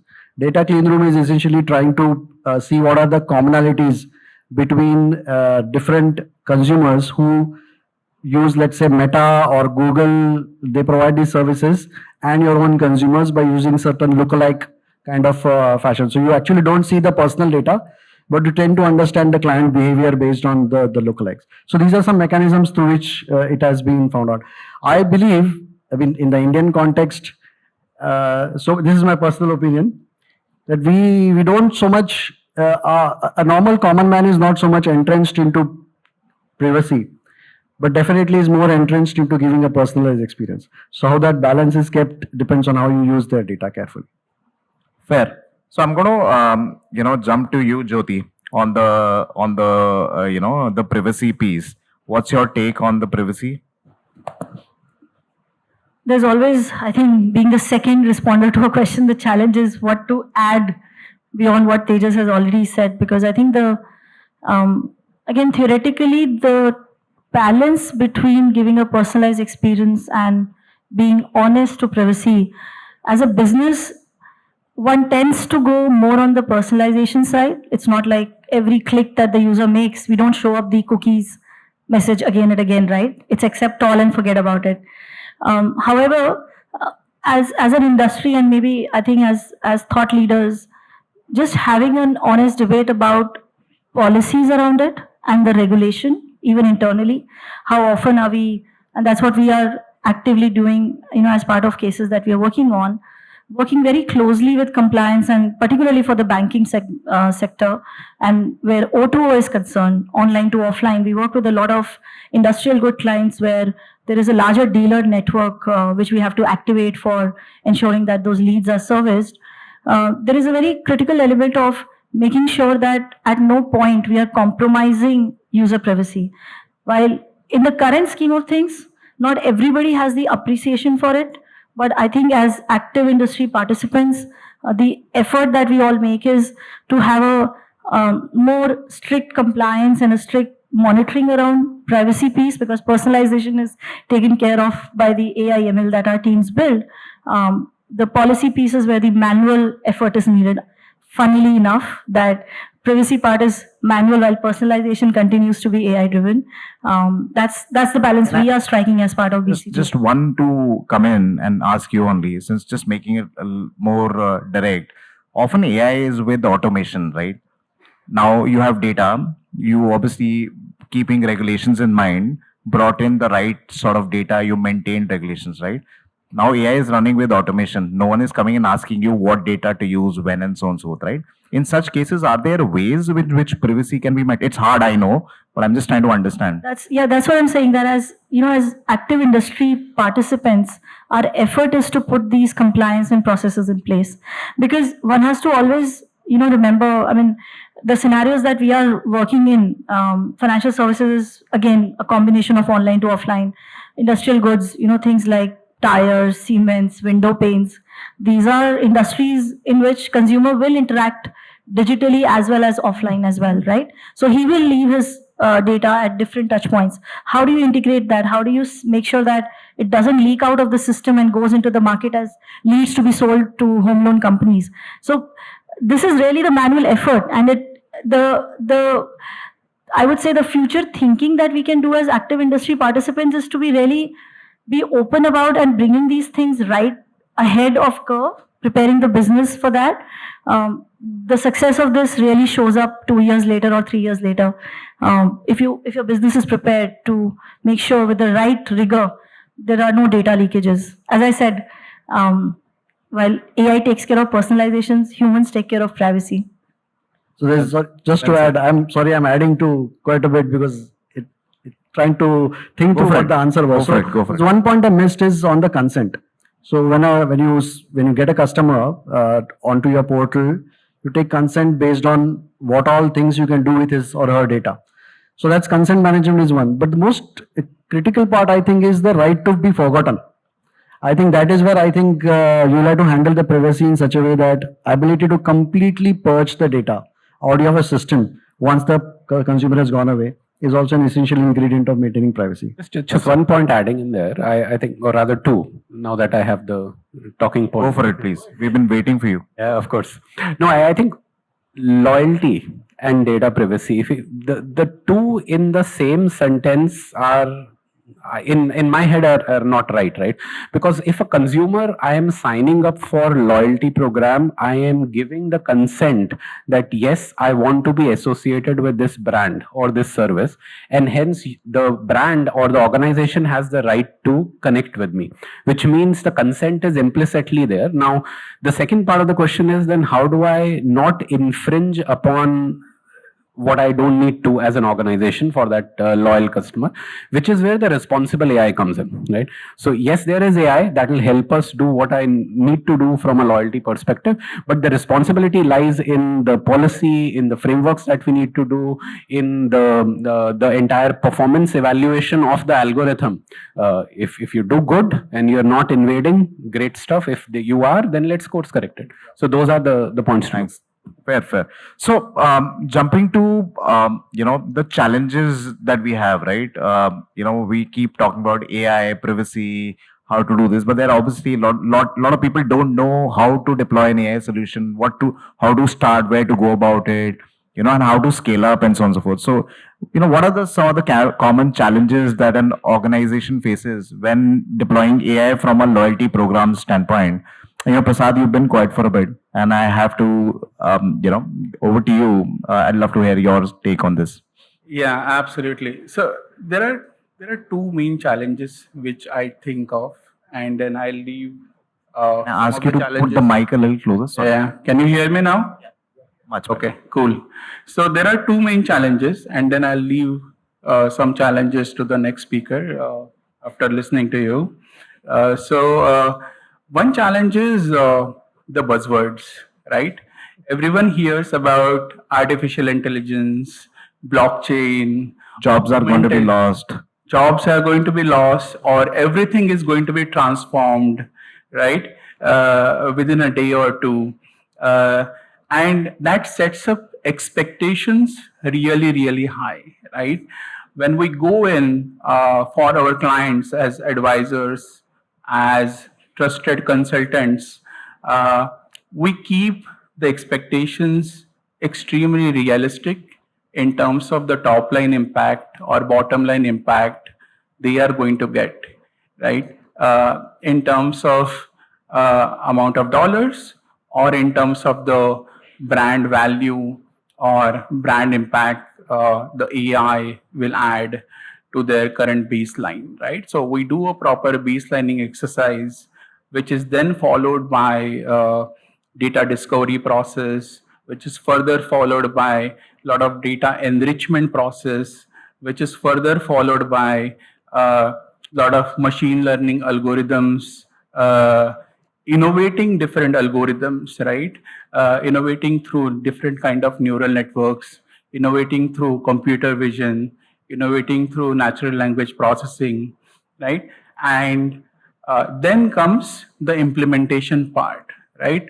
Where we need a lot of help from someone like business analysts, right? Who understand the technology really well, who understand the domain really well. They can work with the implementation partners to implement these algorithms in the current systems which client has already invested in, right? Rather than suggesting a billion-dollar transformation for them, right? So we have to be extremely, extremely agile when it comes to the implementation part and the transformation part, right? And once we are through that, we finally start seeing some impact of AI after 6 months or 12 months through different test versus control groups, different A/B tests, right? And so on. And that part has to be done in a very, very accurate way, right? Whether you are doing test versus control and so on. After all of that, we need to get approval from all the executives who are our sponsors for that particular AI process. So it's a long process, right? It's a very long process which has to be extremely accurate while dealing with a lot of bad data, a lot of unclean data, a lot of different algorithms, a lot of industry dynamics changing. So that's challenge one, right? And while dealing with all the buzzwords, because tomorrow there will be new news about blockchain and the world will transform itself again. Not really, right? That's challenge number one. Challenge number two is, see, when I started my career, data science was not a word, right? AI was academic word, right? Today, everyone wants to work in data science or AI. So second challenge is getting right talent, right? You get right talent, groom them for years, and then they are ready for a big transformation project. So that's a second challenge, which is not customer centric. The first one was customer centric, which is a rigor and a process. Second is more talent driven, where we want more and more and more talent and innovation come in the industry and impact AI and loyalty in particular through different technologies, through different algorithms, through their way of thinking, and so on. Understood. No. I think love the way you describe the process and the challenges. I think nothing left for most people to sort of talk about, and we have shortened time as well. So quick 1-2 pointers. I'm going to ask the same question to everybody, starting from you, Deepak. What are the future trends, right? Where does, now from buzzword to, usage of AI in, your loyalty, where does this go in the future? Quick 1 or 2 pointers. Sure, and I'll take you from the previous question. I think that will also add to the trends as well. See, one element is data. AI is going to be based, it is based on data, and it's, see, what we see is currently organizations have one type of data, and the usability of that data from an AI use case perspective that we discussed earlier could be limited to start with. So currently the usage of AI in loyalty space is going to be more to scale up the efficiency, but there is more that can be done, right? So defining those use cases and making sure as an organization you are able to gather that data and that piece of content and information is one area to watch out for in the future. The second I'll just highlight is around the organization, right? Operating models across organizations will evolve as AI starts to play a bigger role, especially in the loyalty kind of a thing, right? So what will be in-house, what will be with AI, what will be with your ecosystem partners, which specific capabilities will get either disrupted or undergo a significant change is the second area to watch out for. Absolutely. So understood this. Coming back to the last question and quick one, right? We're going to do short one-liners or two-liners. Where do you see the future? I see the use of AI is going to significantly increase in loyalty. Absolutely, no doubt about that. My sense is again which use cases to evolve is to be seen. Content and emotions, two areas, how those will be joined in the future is where I'll bet. Jyoti, coming to you. Where do we go from here? Good that I'm the second speaker. So all points are not lost. But yeah, I think in my head, I can't say that this will be a solved problem, but I see this as a challenge. How I would say the societal fabric will integrate more with the business.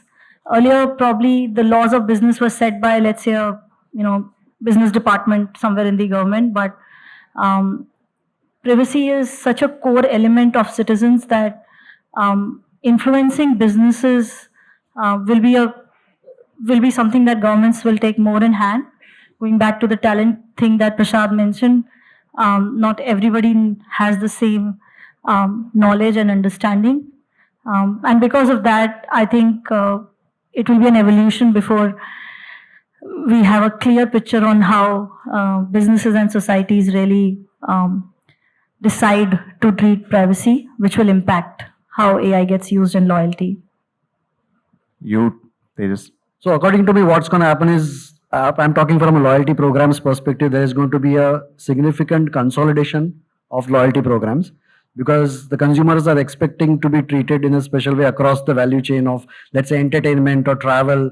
You already see airlines sharing data. So data sharing across loyalty programs is going to increase, which will put more pressure on very significant specialized AI models to give offers, which are very relevant across a value chain of, let's say, as I said, entertainment or travel or whatever. Anything that scares, any scare from an AI standpoint? Obviously, we are not losing jobs. And No, not losing jobs. Clickbait. I'm scared today that a lot of companies know more about me than probably I know more about myself. So Scary, right? That's scary, yeah? Yeah, fair enough. What about you, Prasad? Future, where do you see the future going? So, with respect to loyalty and AI, see, most of the programs are already happening, right? I see the future where AI enables organizations to build networks of loyalties, right? I see loyalty chains being formed, right, through different referral programs, through different nudges or not so nudges, right? And through different algorithms and so on. So that's where the evolution in loyalty is going to be. So while we're supposed to end at this, but I'm going to ask you one question again, Prasad. You used neural models and you used a terminology called NLP, right? For our audience, what is neural models? What is NLP? I kept it for the last. I think it's sweet for people to know. Yeah, so see, neural networks have been here for a while, right? Geoff Hinton and Jan LeCun invented neural networks, and they were there much before that as well. With respect to the current businesses, what we are able to do is we are able to program different artificial intelligence algorithms, which are feed forward back propagation, which learn through their mistakes, just like any other human does, right? And they keep on correcting the error.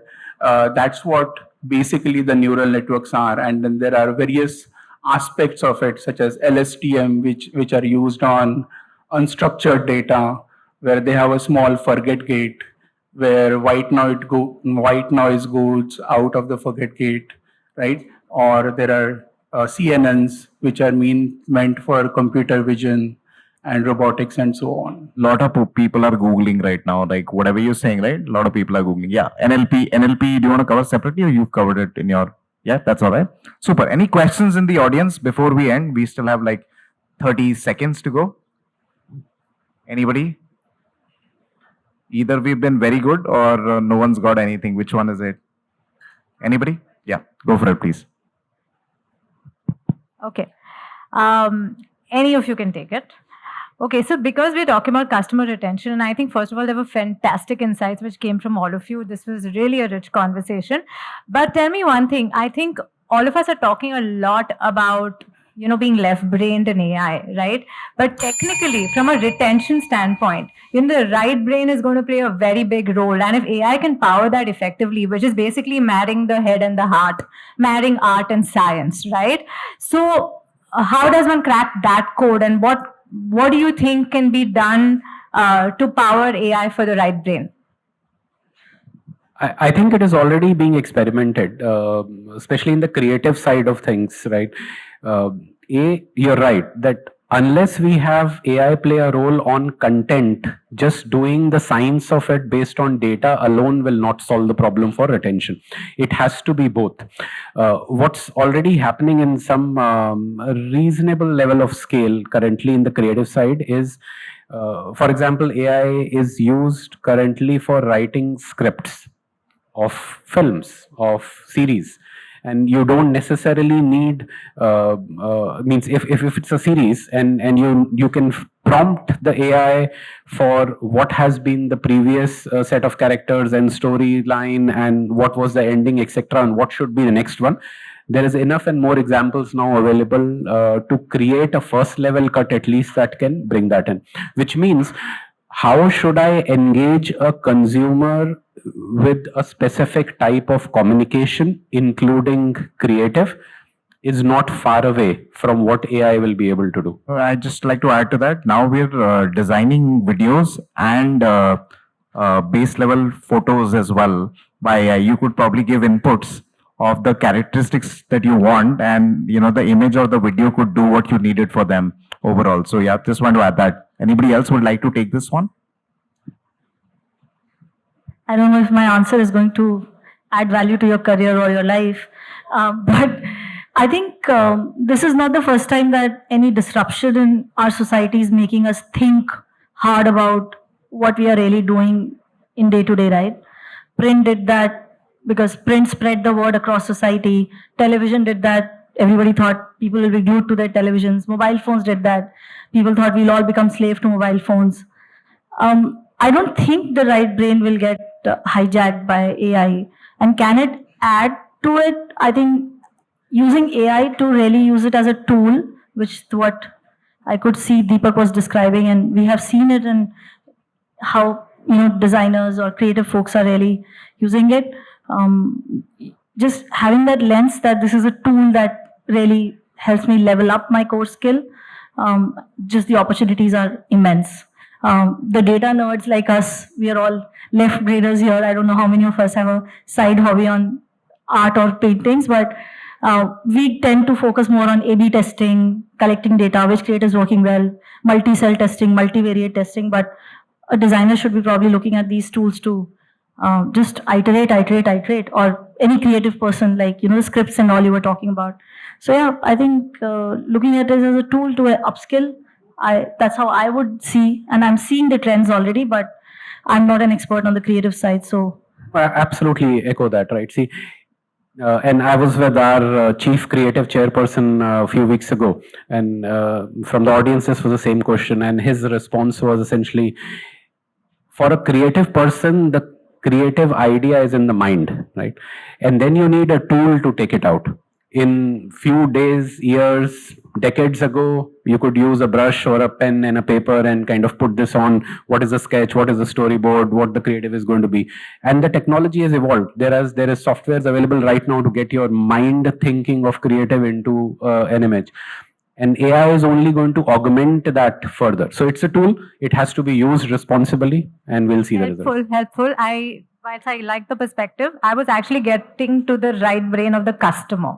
Like if you really have to appeal to his or her emotional intelligence. Do you want to leave us with a thought there, Apurva? What do you? The right brain of a customer, appealing to the emotional intelligence of a customer. Yeah, so I don't want to add much more, keeping the time check in mind. I'm fairly accurate on timing.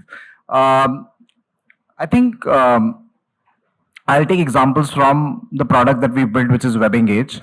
And not trying to be salesy, but just a small use case, right?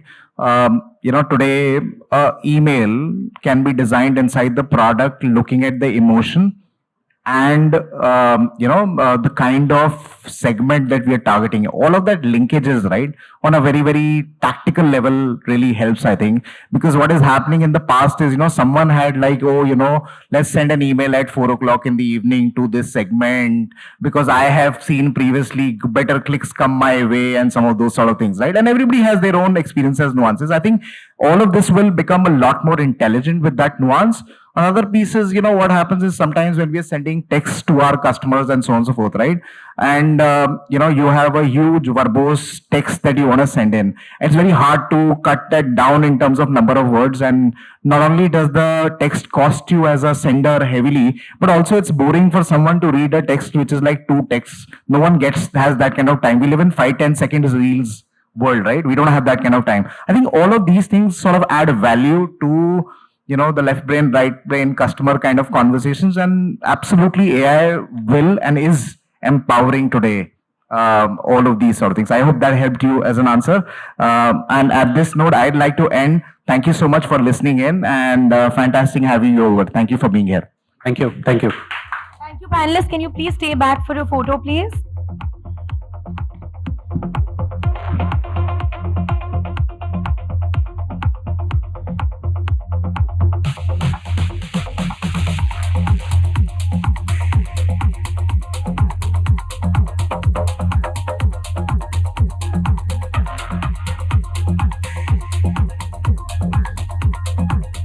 I'm still seeing a lot of crowd in the behind.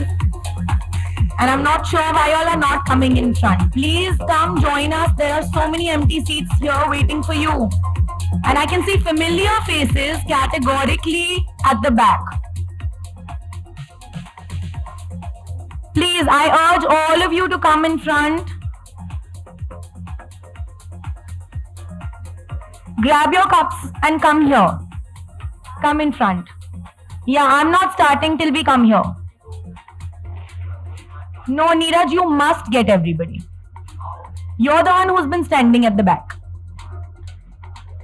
Okay, great. So I'm going to start now, but I should see some people come walk in front. There is too much population at the back. Are you listening to me? Hello. Come in front. I'm going to start taking names. That's going to be embarrassing. I can see our board members at the back. Please come in front. I'm going to call out. I'm going to name drop now. So they must, na? Okay, so thank you to our panel. And, I think that truly sets the context for our second and last question for the audience before we dive into our much awaited, yeah, because the next one is one of the hero ones for today. So please.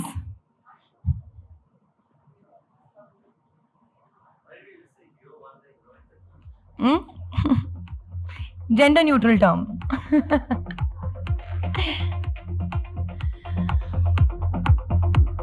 Come on. Should we take a 5-minute break?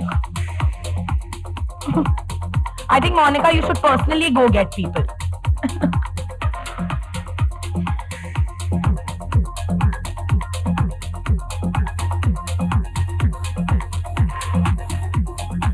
Lloyd, go grab everybody from behind.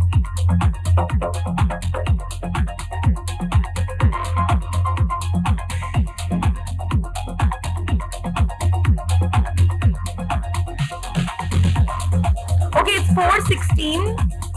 In the interest of hunger and hygiene, I'm going to give you 5 more minutes. I want everybody in the front at 4:21.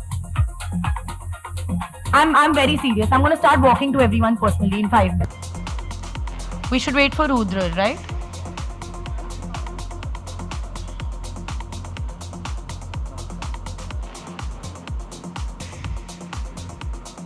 Okay, guess we'll have to proceed without Rajiv. It's okay, he'll be with us shortly. Okay, can we do the unveiling?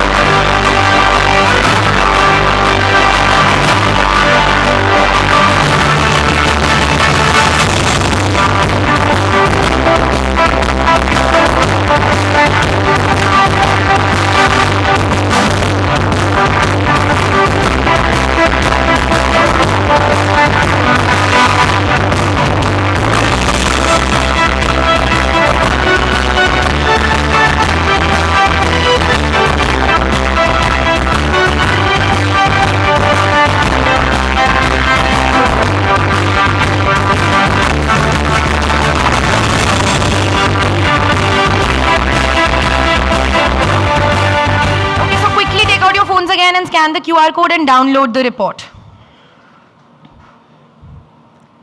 Great. I hope we got some nice pictures.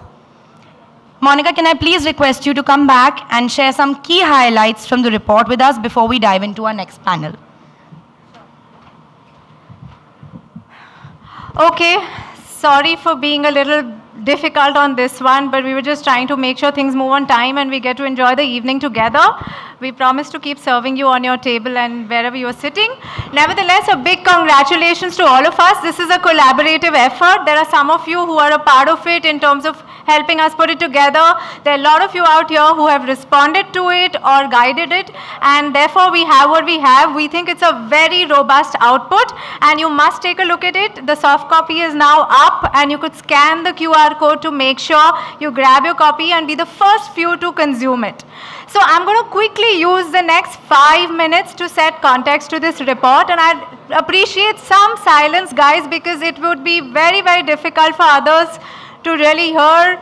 If we keep talking on the backside, can we please be soft, please? Humble request. Thank you very much. Okay, so here's a quick deep dive on what you will see in the survey. So as we all know, this is an era characterized by exponential technological advancement. The integration of artificial intelligence into marketing is a pivotal force driving ROI, innovation, and customer journey. As we navigate through this dynamic intersection of technology and marketing, understanding the evolving state of AI is primary. The State of AI in Marketing, the study that we've just released, provides a comprehensive view of how AI has become a heightened priority for marketers. In this inaugural report, our findings affirm that we are indeed at an inflection point in the AI-driven marketing landscape. And here are some of the key highlights on the screen for you to just chew upon, and some of them were identical to the polls you guys took. So 54% of marketers in India point to the understanding of AI as a challenge. According to the report, 69% of the respondents said that skill and training is also a top challenge for the inclusion of AI in marketing. And by the way, that's exactly what the poll also showed. So there clearly seems to be some validation out there. 39% of Indian organizations are in the process of developing strategies to address AI-related risks, whilst 85% marketers are experimenting with AI, but are at different stages, right from learning about it to sort of being low-key to moderate.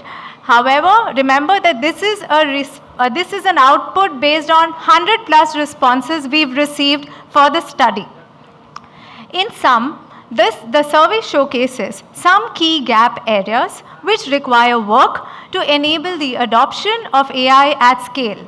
And these gaps can be classified in 4 ways. 1, effective understanding of AI is a gap. Availability of skill and training is another gap.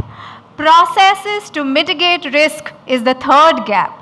And need for more use cases to be able to increase adoption and experiment at scale is the 4th gap, which the survey has shown. Whilst the State of AI study is a combination of understanding AI adoption as a whole and deep diving into Gen AI adoption. So from a Gen AI standpoint, 70% of marketers report to be exploring with Gen AI applications, whether it be in the form of use cases or using the tools for various reasons ranging from content to analytics and so on and so forth. 72% of marketers are certain that Gen AI will enhance marketing capabilities without replacing human creativity and expertise. I hope that leaves more optimism. 72% marketers say that Gen AI will enhance capabilities without replacing human expertise. So, whilst the industry recognizes the potential of Gen AI, we do anticipate that more use cases need to be built for personalization, content, and customer experience. Whilst the initial evidence of AI and its value is positive, work is required to overcome technical and business challenges concerning the adoption of AI. Having said that, we at MMA Global India are committed to driving conversation around AI in marketing. The State of the AI in Marketing report is the beginning to learn and understand the challenges, the gaps, and work with the ecosystem to help bridge them.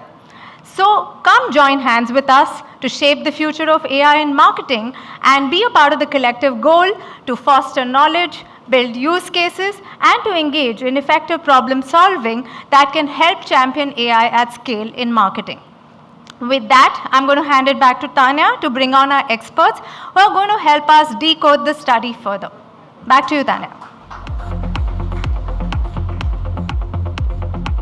Thank you, Monica. I hope that kind of leaves all of us, at least marketers in the room, with some optimism because we've been fearing the technology so much. Okay, so now let's decode this industry-wide survey and its key findings that can help us understand the state of adoption and key drivers for the AI narrative for us marketers. So can I please request our panelists to join us on stage and help us do that?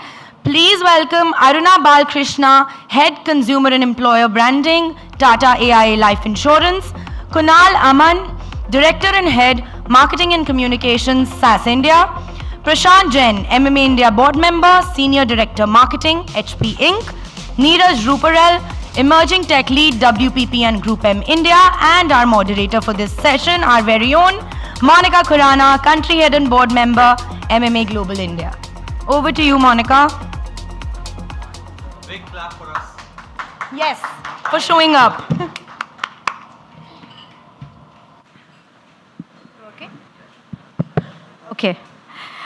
Okay, so this is interesting, exciting, and I have the perfect group with me to do this. You must observe that we ensured that when we decode the report, we bring in a marketer perspective, a practitioner perspective, a perspective from an OEM standpoint, a perspective from a software standpoint, keeping in mind that they also represent their organizations as marketers themselves. So that's a great combination to have out here to discuss a very important study, which we think really sets the tone for 2024. You've already seen the study. We've discussed this amongst ourselves. And what we want to do is use some of the highlights to get a point of view from each of you, right? So there are some questions which I'd like all of you to participate in, and there's some which I'll address to some of you specifically. Okay, so let's start with the first one, which I'd like everyone to chip into.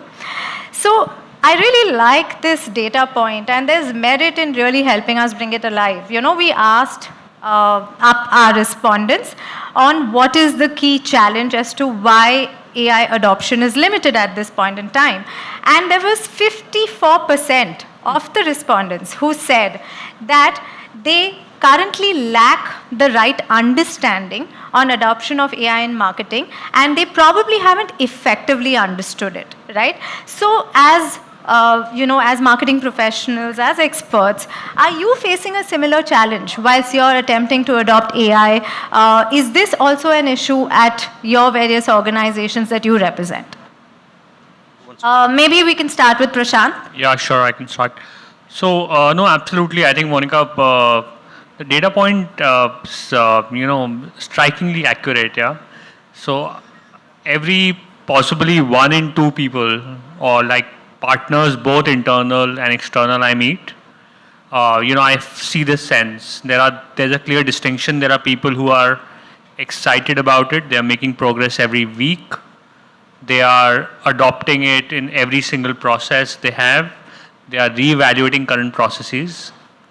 And then there is, this almost opposite set, which is wishing it away. There are people saying that, okay, let me do the least possible, let me pay some lip service and so on, right? So there is, clearly this 2 sets of people, and some who are not still realizing the inevitability of, adoption, and I think that's reflected in the study. Yeah, so very much the same experience.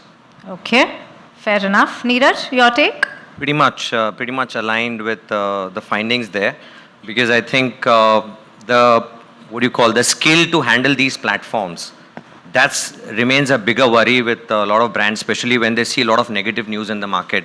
Like there are a record number of lawsuits which are being filed against platforms like Midjourney.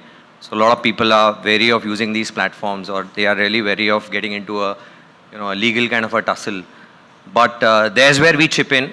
We are basically trying to create guardrails or build platforms which are more legally compliant, or getting our clients to dwell with rights cleared content, as we call it, while we are building a lot of image gallery or experiences for marketing out there. So yeah, what the industry needs, or what our clients or marketers need, is constant skilling in this particular space, which is a lot of new platforms which are emerging by the day. And the choice of platform is super critical. How do you play in this space? We'll come to that. Super. So I'm with the findings of the study. In fact, I also picked up that particular the skilling point while I was picking up the survey there. Interesting. So, Kunal, what's your take? Do you think lack of effective understanding is the challenge why adoption is low-key? So, it takes me back to when I was a junior marketer, and that's when social media, was really making inroads into corporate space, right? It had gained popularity amongst the masses, but then, corporates were just trying to understand what can they do and how can they gain. And I remember that, funnily enough, so that point in time, I was working with an organization which was really a slow mover into that space. And what happened then was I ended up presenting to the CEO and a bunch of board members. Why? Because there was not enough understanding in the broader marketing group about how do you, present this, how do you kind of showcase the value of social media and being there, right? So in any sort of a change, right, that happens in our industry, what I've always seen is, there is barriers like cultural change, right? So there's a cultural barrier for us to kind of get through. There is an awareness barrier, and there's an element to education. I think Neeraj just said, alluded to that. And then there are barriers like, fear of the unknown, right? It's the oldest and possibly one of the most primal instincts that we have. And finally, the last point I had to say, would be, how does this talk back? How does AI talk back to the business objectives that you have? Is there a clear roadmap, right? And I think that's a minefield of its own, and we can cover that a little more. But I think those are the three most important barriers for AI to really get there, and I don't think we are there right. Makes sense. Interesting point. What's your take, Aruna? So I have had a completely different experience within my team. I mean, we started experimenting with AI, I think about 6 to 8 months ago. And I think the team was divided in two parts. So we had the youngsters who actually jumped at wanting to experiment with platforms, wanting to work with it, wanting to decode it and understand it. And obviously people like me who are of another generation, had our own views and thoughts about it. But it goes back to a thing which has been constant in the history of marketing for all time. When you have something new come up, there is always one set that wants to go ahead, experiment, and be the first mover in any case. And there are the others who will think about everything else that goes upside, downside, and because we follow a certain chain of thought. The best example that comes to mind is Kodak. I mean, Kodak owned the market on cameras for the longest time possible, and they possibly didn't see the digital camera coming.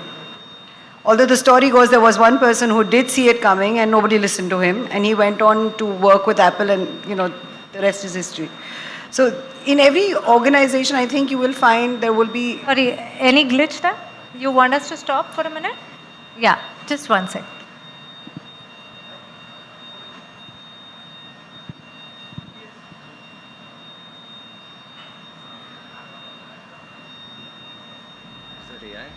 Just give us a couple of minutes, some tech glitch.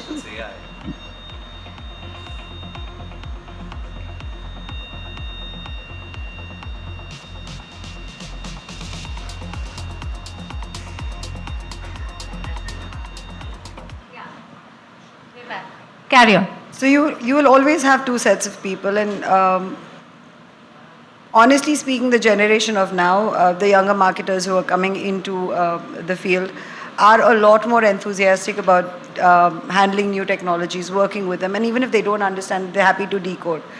But as long as you have the oldies around, we'll still have questions about karna hai, nahi karna hai, kyun karna hai, matlab, why spoil the apple cart as it's going. So that's a good point you're making. Basically, you're passing the buck back on leadership. That they got to kind of have it as a learning Let agenda. me put it this way, I'm passing the buck back at me because I am part of leadership. Yeah, absolutely. So, I mean, at the end of the day, unless I move forward and understand my team, which is again, coming back to what we did, we actually got the oldies to experience it first. So the fact is now the entire team is gung-ho about it. So yeah. Push the oldies out and, push them to just... How real an answer is that? Thank you so much. Thank you so much. Okay. So moving on to the next question, which I'm sure a lot of people here in the room also would be very curious to understand. And it's extremely coincidental that the data point here matched with the poll we just fired a while back. So our study says 69% of the respondents say that skill and training is the top challenge for inclusion of AI in marketing. So the question for Neeraj and for Kunal, I'd like both of you to take the lead and feel free to chip in, Prashant and Aruna. So the question to you guys is A, how important is skilling? And B, what are the kind of processes you think are key to have to ensure ongoing skilling for AI to be embraced to the extent it should be? Yeah, should I go first, Kunal? Yeah, absolutely. Go ahead. So I think two-pronged approach is what we are taking. One is we are conducting massive roadshows. A lot of our global folks, even the legal folks, we have created a module which is about navigating generative AI from legal perspective. And that's pretty much opened up for all marketeers across the planet, where our best legal counselors globally, they get into a call and they kind of form up the narrative in terms of what is the landscape looking like, which are the large language models available, what are the nuances around it. And they are pretty much coaching them, especially the legal folks out there, because even for them, it's a new vertical altogether. So there's one level of coaching which is getting driven from the legal front.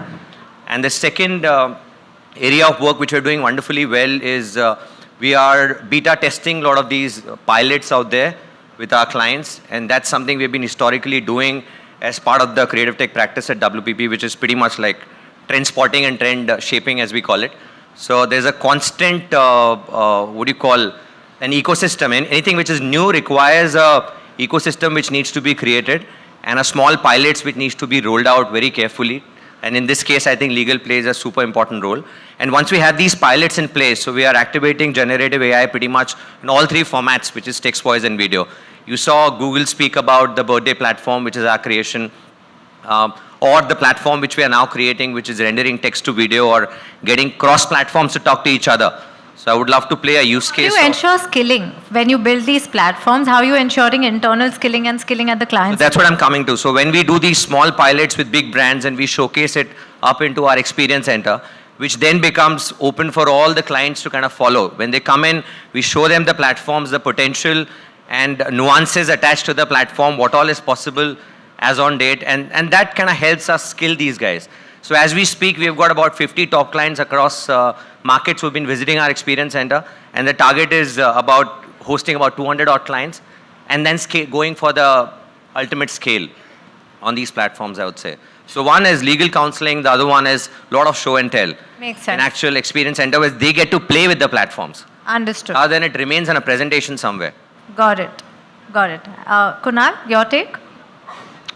I was, just before the pandemic, right, I was reading up a report by OECD, the Organization for Economic Cooperation and Development.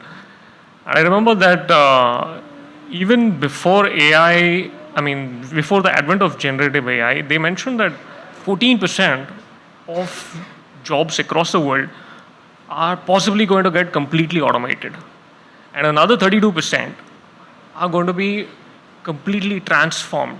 Right? So that's a bit of a sobering thought if you take it in that spirit, right? So what's happening today, and by the way, this is before generative AI, before the digital transformation that COVID really catalyzed it, right? So what's happening today is there's a big change in the way organizations are looking at, skilling, and that's become a focus across the industry. So there's a lot of focus on upskilling at the moment. Considering that, again, HBR, I would go to HBR, they recently came up with a report which said that the half-life of skills today is 5 years, right? And furthermore, in tech, it's 2.5 years. Now, what that means is that while organizations are on that journey of upskilling, right? Upskilling might just work in the short term, but I have a very strong feeling that we would need complete reskilling as we kind of really go forward, right? And that's the conversation that we are having with our clients as well, as to how do you kind of reskill, because the future, the sort of jobs that we might have today may not be the ones that we do in the future, right? So, and we're kind of talking about that a lot with not just our clients, but also we're working very closely with a Ministry of Electronics and IT at the union as well as at the state levels. Our ethical AI head happens to be on the National AI Council advising President Biden and his committee. So point is, I think, and skill, by the way, is the #1 challenge that is on the government's agenda. So, and that's going to come up very, very often, So. Fantastic. I think you nailed it there, because what we're basically saying is we're not talking about skilling, we're talking about reskilling, right? We have to start from scratch. So we have to do reskilling, and the worry should be, will we lose jobs to AI? No. Will we lose jobs to human beings who are skilled with AI? Yes. So I think that's what Kunal alluded to, and that totally helps. Thank you so much. Okay, now there's another very interesting concern area which sort of comes in the way of adopting AI, in a very active way. And which is risk management, right? Risk management is an area of concern, because like Neeraj pointed out, again, there is no formal training on how do you handle, like at one point in time, we used to talk about how do you handle things like ORM, online reputation management, and all those trolls that came brands' ways, and we cracked it with a lot of trial and error. Now is another one which is about AI risk management, right? Where the study says 72% see data privacy as a primary risk whilst considering Gen AI adoption, right? So if that is the number we are talking about, then what is the approach to build processes around risk management, and how are you all attempting doing so? Maybe Prashant, we'll start with you, and Aruna, you can then take over. Sure. So, so two parts to my answer, right? See, firstly, I think start with core organizational values, yeah, and ask yourselves, does your organization and everybody, kind of working there is clear about those values? So in our case, in the case of HP, when we started off the, 40 odd projects on AI globally, we said, hey, do we first need an AI governance framework? And we realized that most of the issues can actually be addressed by our existing values framework, because we have a very strong existing values framework. Doing good for people, for partners, for the planet. If those values are so steeped in your organization, I think you will get a lot more confidence of going ahead, and therefore anything intentionally will not go wrong. Yeah. And then there's the second piece of saying, what is my AI governance framework which will help me ward off things which can unintentionally go wrong? People will make mistakes, right, when they are adopting new technology. And that's where AI governance can possibly play a big role. So I think existing frameworks, and I mean, every organization who is a GDPR signatory is handling customer data today has a data privacy framework. If you are in the internet, world, then you have a cybersecurity framework. And I think those fundamentals, and they need to be the pillars of what your, governance framework stands on. Yeah. Makes sense. And Aruna, what do you have to say? So I'll just add to that, while every organization does have a DNA and a framework that they follow, where possibly things can fall through the cracks is when functions don't talk to each other, right? When you have your legal, you have your digital, you have your marketing, you have your PR, and you have every other function working in silos. They understand the framework, yes. They imbibe the DNA, yes. But what happens is if all of these are not talking to each other, somebody makes a mistake, you don't know about it. And it's not just internal, it also has to extend to all the, agencies that we work with, right? So if we say, for example, we're working with Group M and, we're learning from them and they're learning from us, it should be an open, transparent network where, while the data is obviously sacrosanct, the learnings should be, easily available to everybody. So cross-functional compatibility on the existing frameworks and, cross-agency compatibility on existing frameworks. I think that is what will help us keep data private and, mitigate any risk that may come through. That's actually a very, very realistic way of putting it. And I really appreciate both of you gave a very realistic point of view, because I don't think we can shy away from embracing it, because AI is the good, scary platform which is here to stay, you like it or not. So might as well be open to take risks, but do the basics right, like Prashant and Aruna you just shared. Okay, so now that we've set a general tone to AI, let's move to Gen AI. Yeah, of course, Gen AI is like galloping way faster than any other form of AI at this point in time, right? In fact, our study shows 85% of marketers are exploring some or the other Gen AI application. Now, that's a big number, right? So basically, there is therefore a need to be able to create more and more use cases which can help improve adoption, because all of them are at different life stages when it comes to using Gen AI, right? So would you, probably, and Neeraj, I'll start with you, and then we can get Aruna and Prashant also to chip in.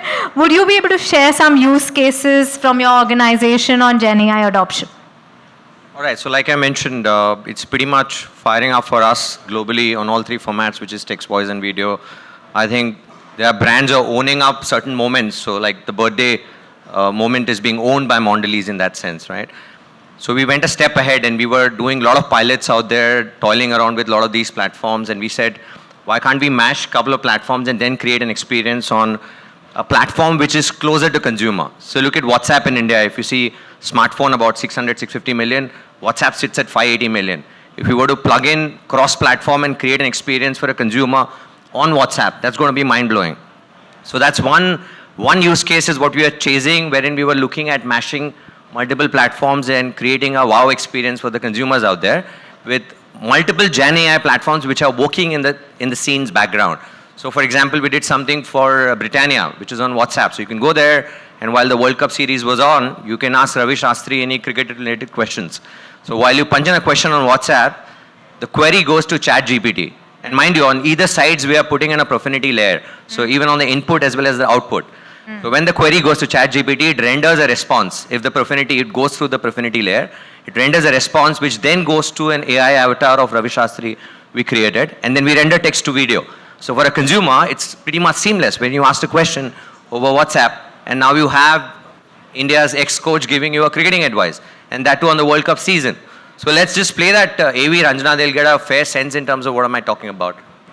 Where it's going to play. It's right behind us, okay. Okay, watch this.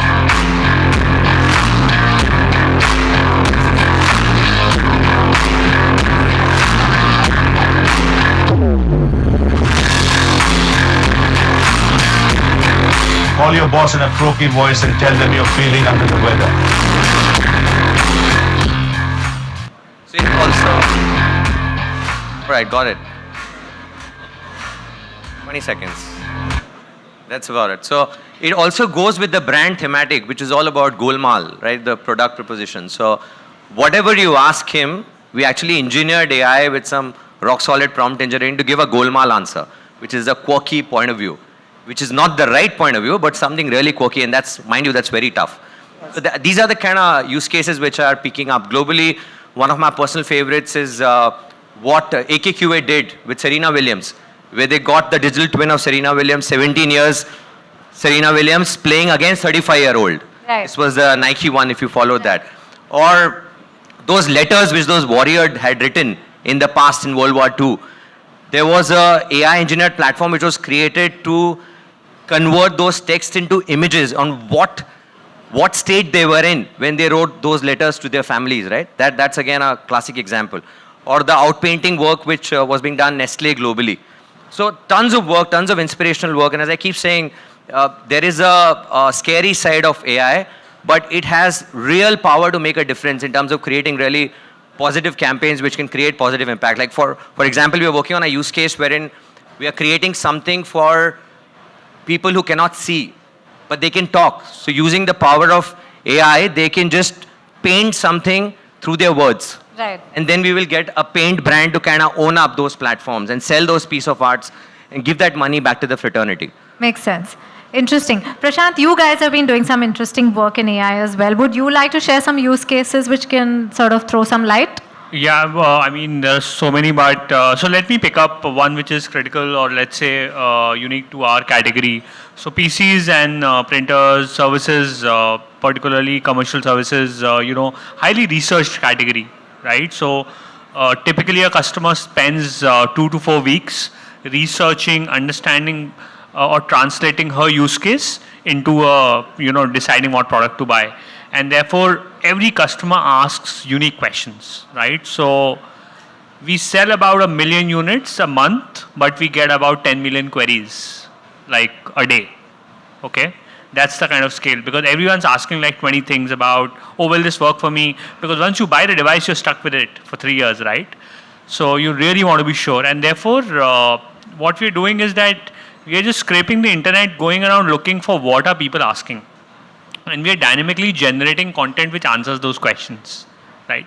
So whether it's a Quora or a YouTube or a forum, we just don't wait for the customer to call up my customer care. I know that she's asking that question somewhere, and we generate AI, ML generated videos or just text content, blogs which specifically answer those questions and therefore just improve viability of your product. So that's just one. Otherwise, lots of examples in discoverability of the brand. And then in memorability, I think is where we want to do more. I think wonderful example, Neeraj, very, very memorable activation. So I think something like that we would want to do. And then there's the community aspect of it, right? There are communities emerging across the internet on special interests, like for, learning or teaching a 3-year-old how to write her first letters, right? So those are the kind of stuff we are trying to solve through GenAI. Very interesting. I'm going to take one last question. And Aruna, you could take the lead here. And Kunal, please chime in once we hear from Aruna. Basically, now that we know there is potential and we know it is the way forward, what do you think are the measures or the methods which can really help increase the potential of adopting AI at scale? And what do we as an industry need to do to be able to encourage more and more adoption?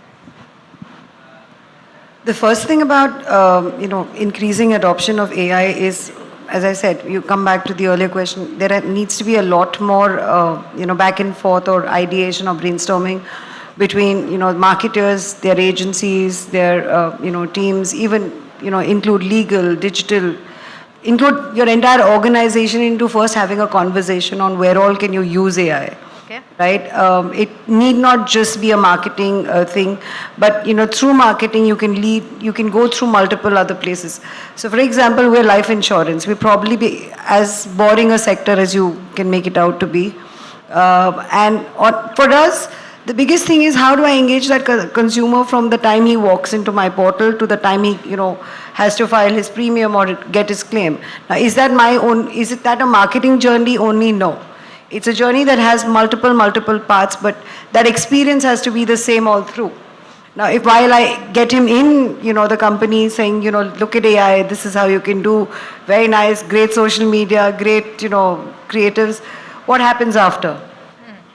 Right? The adoption of AI in any organization, especially which is not as FMCG focused as, or a sector as dry as BFSI, will always need a lot of other adoptions to take place for a consumer to be having that same experience also.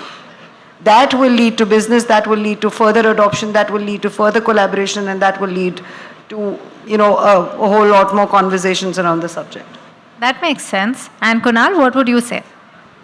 I think, this is a collaborative effort, and everyone is a stakeholder here, right?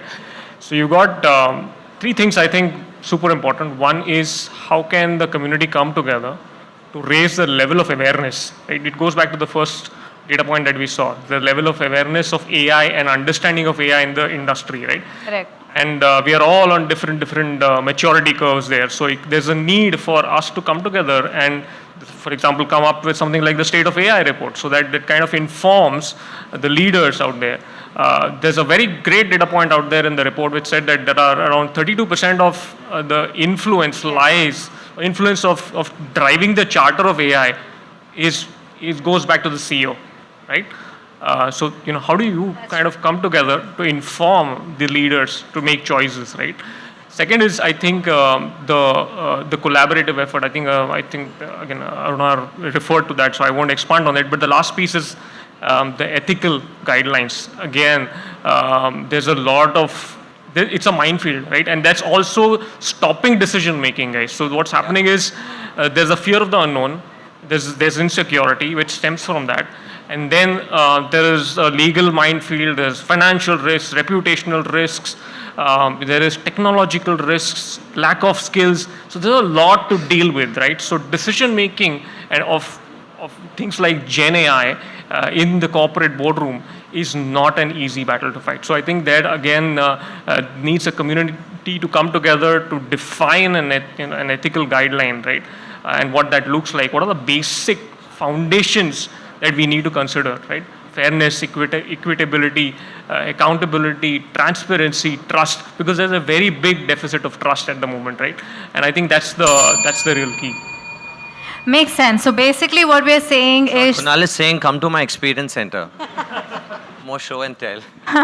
Yeah, so basically what we're saying is, let's shed the inhibition.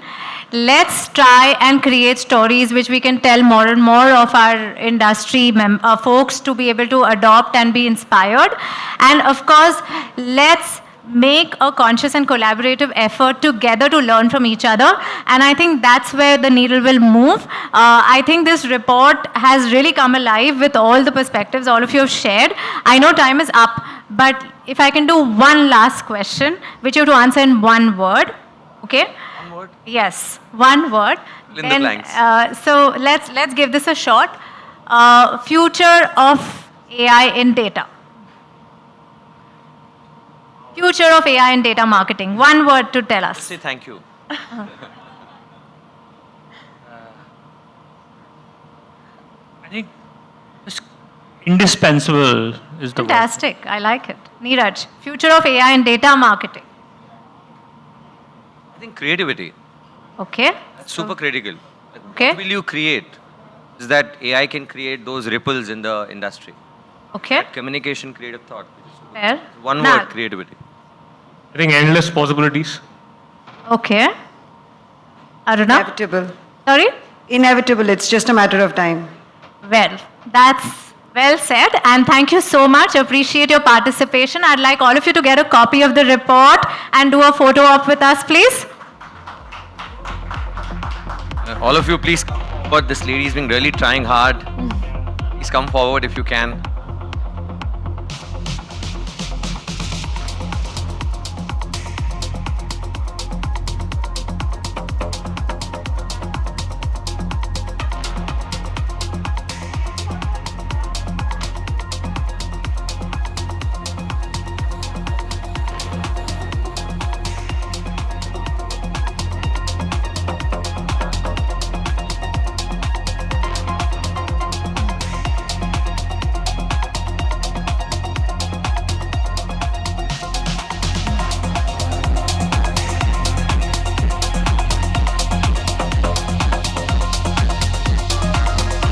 Thank you, thank you. That was truly, I think, some practical insights and use cases that we all needed.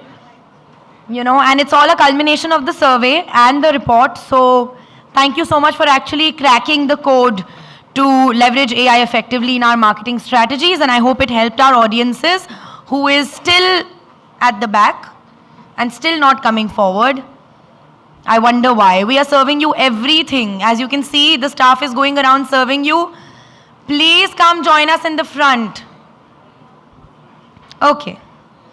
Can we quickly have the QR code for downloading the report? Everyone can just quickly, easily access it.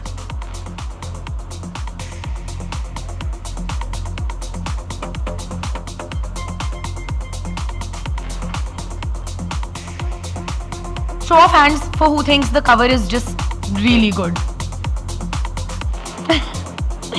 Great. Okay, can we also have our social media and feedback QR codes now for those of us who aren't following us already? And please give us your valuable feedback so we can make our events better for you each time. Okay, so once again, I'd like to give a big shout out to our co-powering partner, Google and WebEngage. A big thanks to our media partners, AdGully and Media News for You, marketing partners, Zoom Media, support partners, Walk and Punctuate, event partner, Tantra, and community partner, Social Samosa. I have another big unveil, so should we wait? Okay, we'll wait 5 minutes.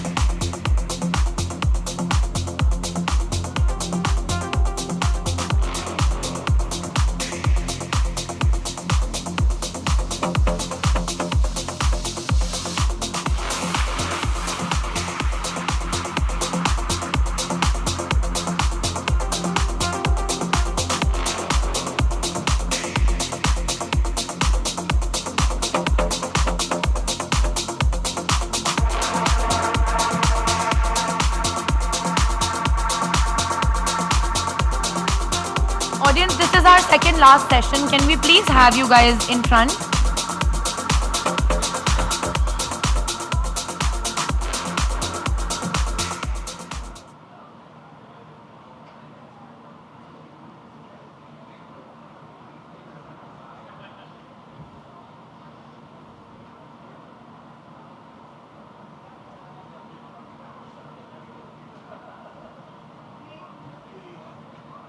For those of you who didn't get a chance to see the agenda, we're soft launching a podcast in our next session, and it's an intriguing one.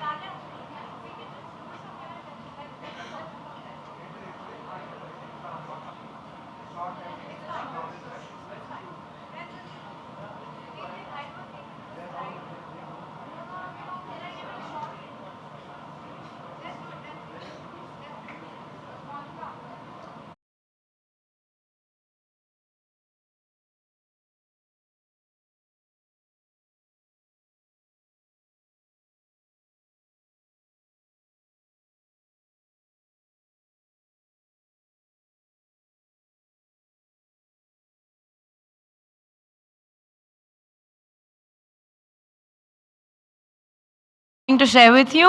Are you ready for the big reveal? But before I do that, let me call Monica on stage to set the tone alongside me. Here.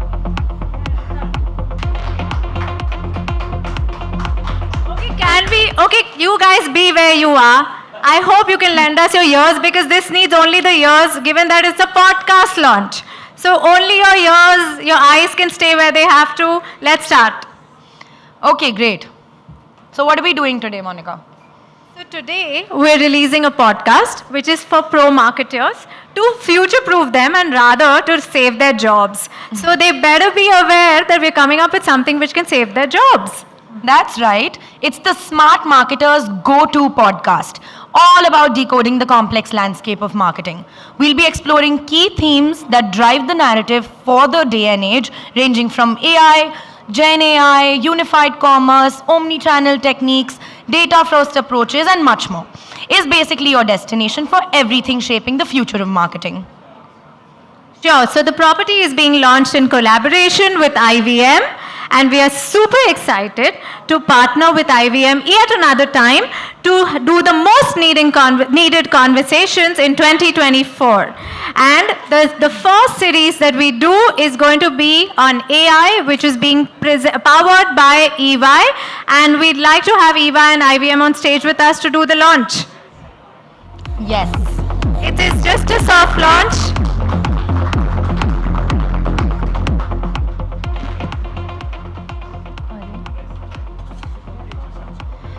Great. So I'm just going to call out our partners, right? So we have Amit Doshi, who's the head of IVM Podcasts Pratilipi, an active partner with us. And we have Ashish Ferwani, partner Media and Entertainment EY. And we have Tejas Bakre, partner Data and Analytics, Technology Consulting EY. And our very own Lloyd Pereira, Director Strategic Alliances and Programming at MMA Global India. So let's empower marketers one episode at a time.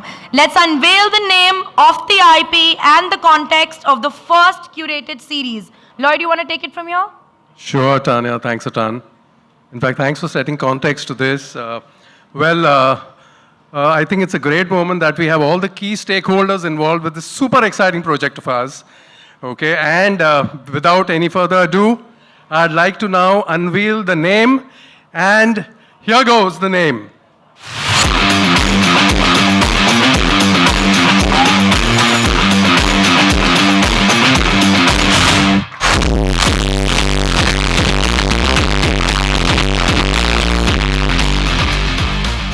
Well, the name, I suppose, says it all, but nonetheless, let me give you some context to it.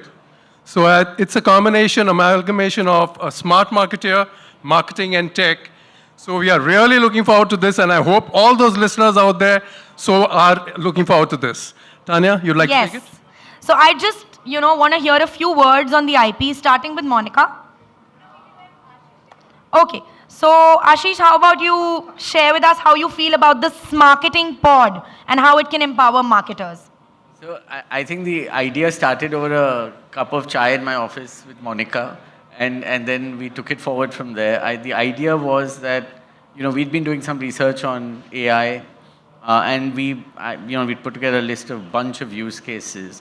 And when we actually sorted it down to where the most here and now use cases were, surprise, surprise, it was in marketing more than any other function. And therefore, the idea came from there. And we are planning over the few episodes that we are going to launch now to highlight some of the key use cases, again, from a here and now perspective, that can be readily implemented. And then we'll take that forward with, of course, the way Teja spoke earlier, by putting in all the right guardrails to make sure that they get done in the right manner. So looking forward to this collaboration. Awesome.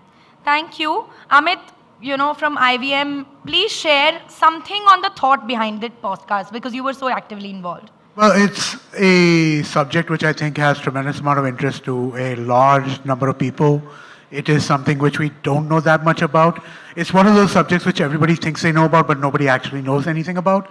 And I think podcasts are uniquely suited to, give some light on those kinds of subjects. And so couldn't be more excited to be participating in this. That's great. Awesome. So let's give Tejas 10 minutes now, to just kind of share with us some interesting use cases on how marketers are harnessing AI, and that will kind of help us understand why we came up with this podcast in the first place. But can we please have a huge round of applause? This is the soft launch, and I don't know about you, I'm a creative content person. I love the name Smarketing Pod. I think this is setting the tone for really what's to come in 2024. Over to you, Tejas. Thank you. I think I really like the name, Smarketing. I wonder, I've never heard this before. It seems to be such a great match when you combine the two names, two words. But surprisingly, I'm hearing this for the first time, so that's great. Can I have the presentation, please? So I think what I want to talk today is about Gen AI, and essentially how Gen AI is transforming the marketing. Okay. So essentially how Gen AI is treated as a strategic pillar now, especially in the marketing organization, right? And just like all of you, even I am a newbie in the Gen AI space. To be honest, it's been around for some time. All of the sectors and all of the industries, all of the departments are still grappling around with the concept of what Gen AI can provide and what it cannot. So I would like to spend a few minutes very quickly and briefly talking about how it makes an impact from a marketing organization perspective. So if you look at the C-suite agenda, we at EY get a lot of questions from multiple frontiers, right? From multiple areas, from the C-suite guys. In terms of the CEOs are asking, how can Gen AI align my company goals? What does it mean for me? How can I reduce my costs?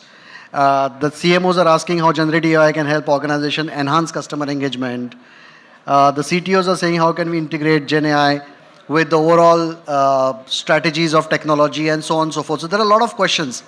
For some folks who don't have a full handle and don't grapple with the idea of Gen AI, it seems to be like a magic wand which will come and do certain things. But just to set the clarity, Gen AI, as per my view, is based on LLM, as you already know.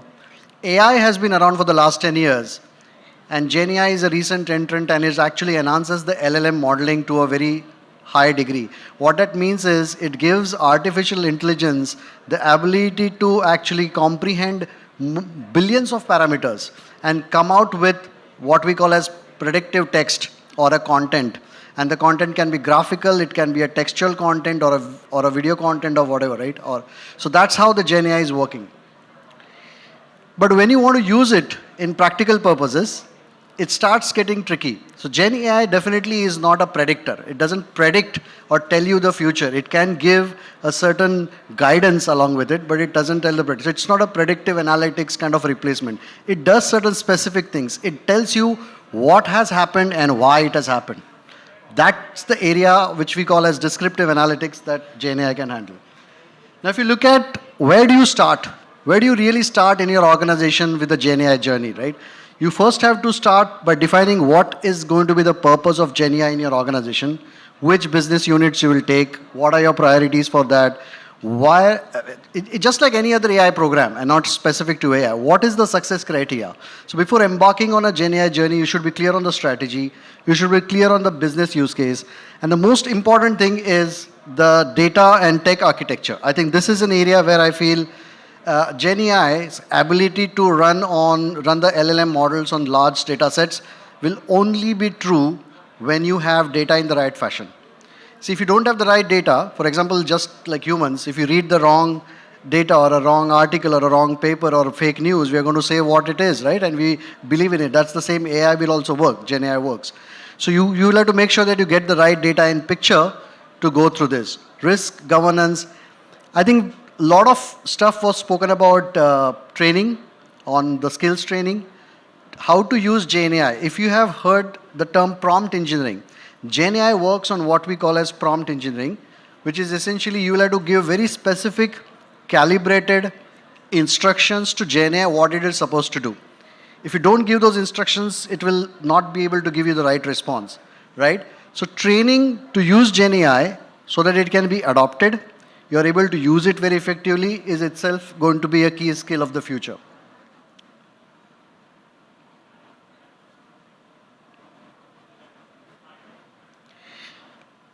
Now, the second step that I spoke about was business use cases. If you look at it, there are various ways in which you can build business use case. And you will have to understand that when you're going to talk in your organizations, if you're going to talk to your CMO, you will have to talk on what is the quick wins that Gen AI will give me. What are the use cases that Gen AI is going to set the things forward. And again, this is essentially pretty similar to any other AI use case. It's not very specific to, let's say, Gen AI. So what are the value drivers? Is it about revenue growth? Is it about consumer experience? Is it about speed to value? What exactly is Gen AI going to do? For example, if you are going to use Gen AI to develop a content for or a market research paper based on certain website feeds, is it going to be faster and cheaper than what it is happening today? Is it going to be more accurate? That is the kind of questions you will have to answer and see how to put that in use, right? And what are the risks around it? Is it there are going to be privacy risks because you're going to use data, probably internal data, data shared from other organizations? Are there any privacy risks, copyright risks, and so on, right? Because Gen AI will not know whether a particular data that you have given to it is actually copyrighted or has infringement rights on it and so on. So it will take what it is, what you provided to him. So understanding all these nuances, you will have to define the business use case and the roadmap of the Gen AI journey. Now, if you deep dive this into a marketing related areas, what we find is, so there are large number of opportunities across the marketing and sales value chain, which I want to dwell a bit on. And we are doing a bit of this at EY. At EY, we have built a tool, a Gen AI tool called as Dragonfly. So that's our name for it.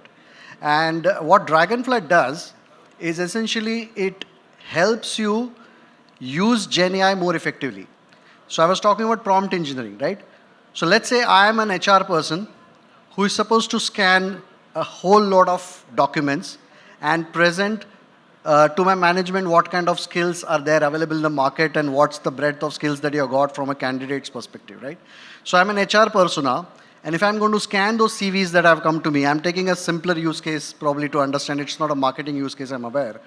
So if you're going to use that to scan all the CVs and then answer questions related to who has what skills, what is the number of experience, what is the geographical location of most of the candidates, and so on and so forth.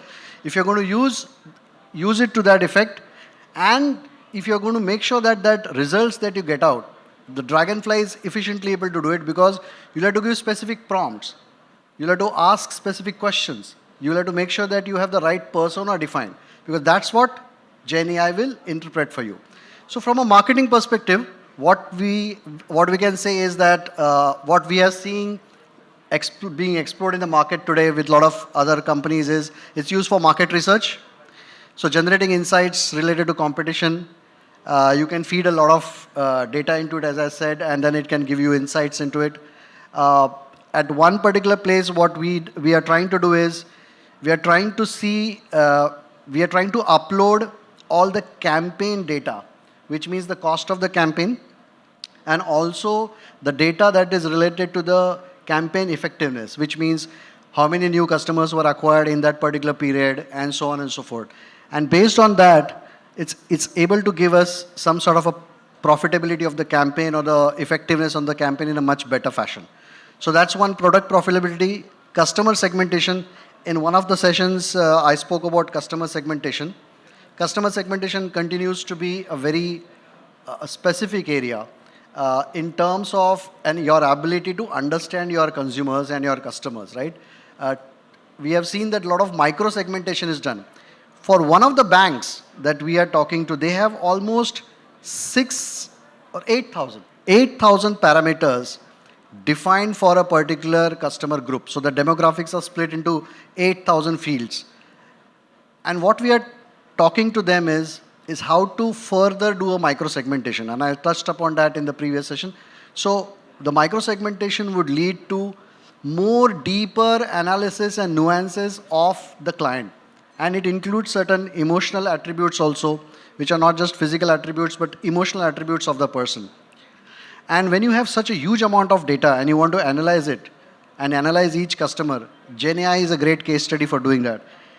Product development, marketing collaterals, your ability to generate different collaterals. You just give it certain content. You say that I want to create a marketing collateral for my brand, which is having this vision, this mission, these product features, and it will automatically generate a beautiful content for you. For prospecting and sales, this is a relationship manager copilot. So I'm talking this from a banking perspective. KYC authentication, chatbots. So these are different types of use cases. Last but not least is the hyper-personalized offer. And the hyper-personalization comes from customer segmentation as a starting point, right? So how are you able to segment your customers and provide them specific offers is what I think Gen AI will definitely get into, because it talks about unstructured, its ability to get unstructured data into its fold is enormous. So unstructured data coming from Twitter feeds, Facebook feeds, coming from various social media channels is humongous. Last but not least, I think the marketing journey will definitely benefit from AI. Content creation, journey orchestration. You can have experience management. You would know GenAI. You can ask specific questions to GenAI and make sure that you get automated, personalized feeds or content that can be fed to customer engagement channels. Last but not least, I would like to end that GenAI is an evolving field. If you want to be good marketers for the future, you would have to ride this horse, and you would have to make sure that what are the specific use cases you would like to take forward in your organization. Thank you. Thank you, Tejas. Again, thank you, Ashish and Amit and Monica. I think it was a successful launch. And this collaboration, it's evident that it's sure to offer conversations which are relevant to shaping the future of marketing, which right now is being steered with the AI narrative. So we will communicate with you on when we drop our first episode. And how about we quickly have our all-in-one QR code flash on the screen. And I would like to take a moment for everybody to just scan it and leave their feedback on which kind of topics do you want us to cover. Do you have any topics, speakers, what would you want to learn and understand better in the realm of AI in marketing? And feed it in, and definitely we will go by the audience, what they have to say, and take up our first episode. Yes.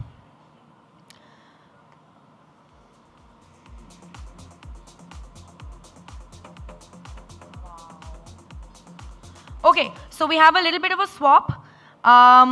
We have our next session called The Measurement to Power AI by Swapnil Sinha, Head of Growth and Transformation, Google India. Swapnil, please join us on stage.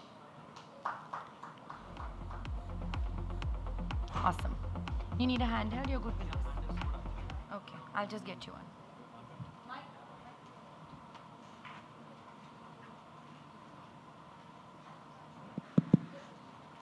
Am I audible here?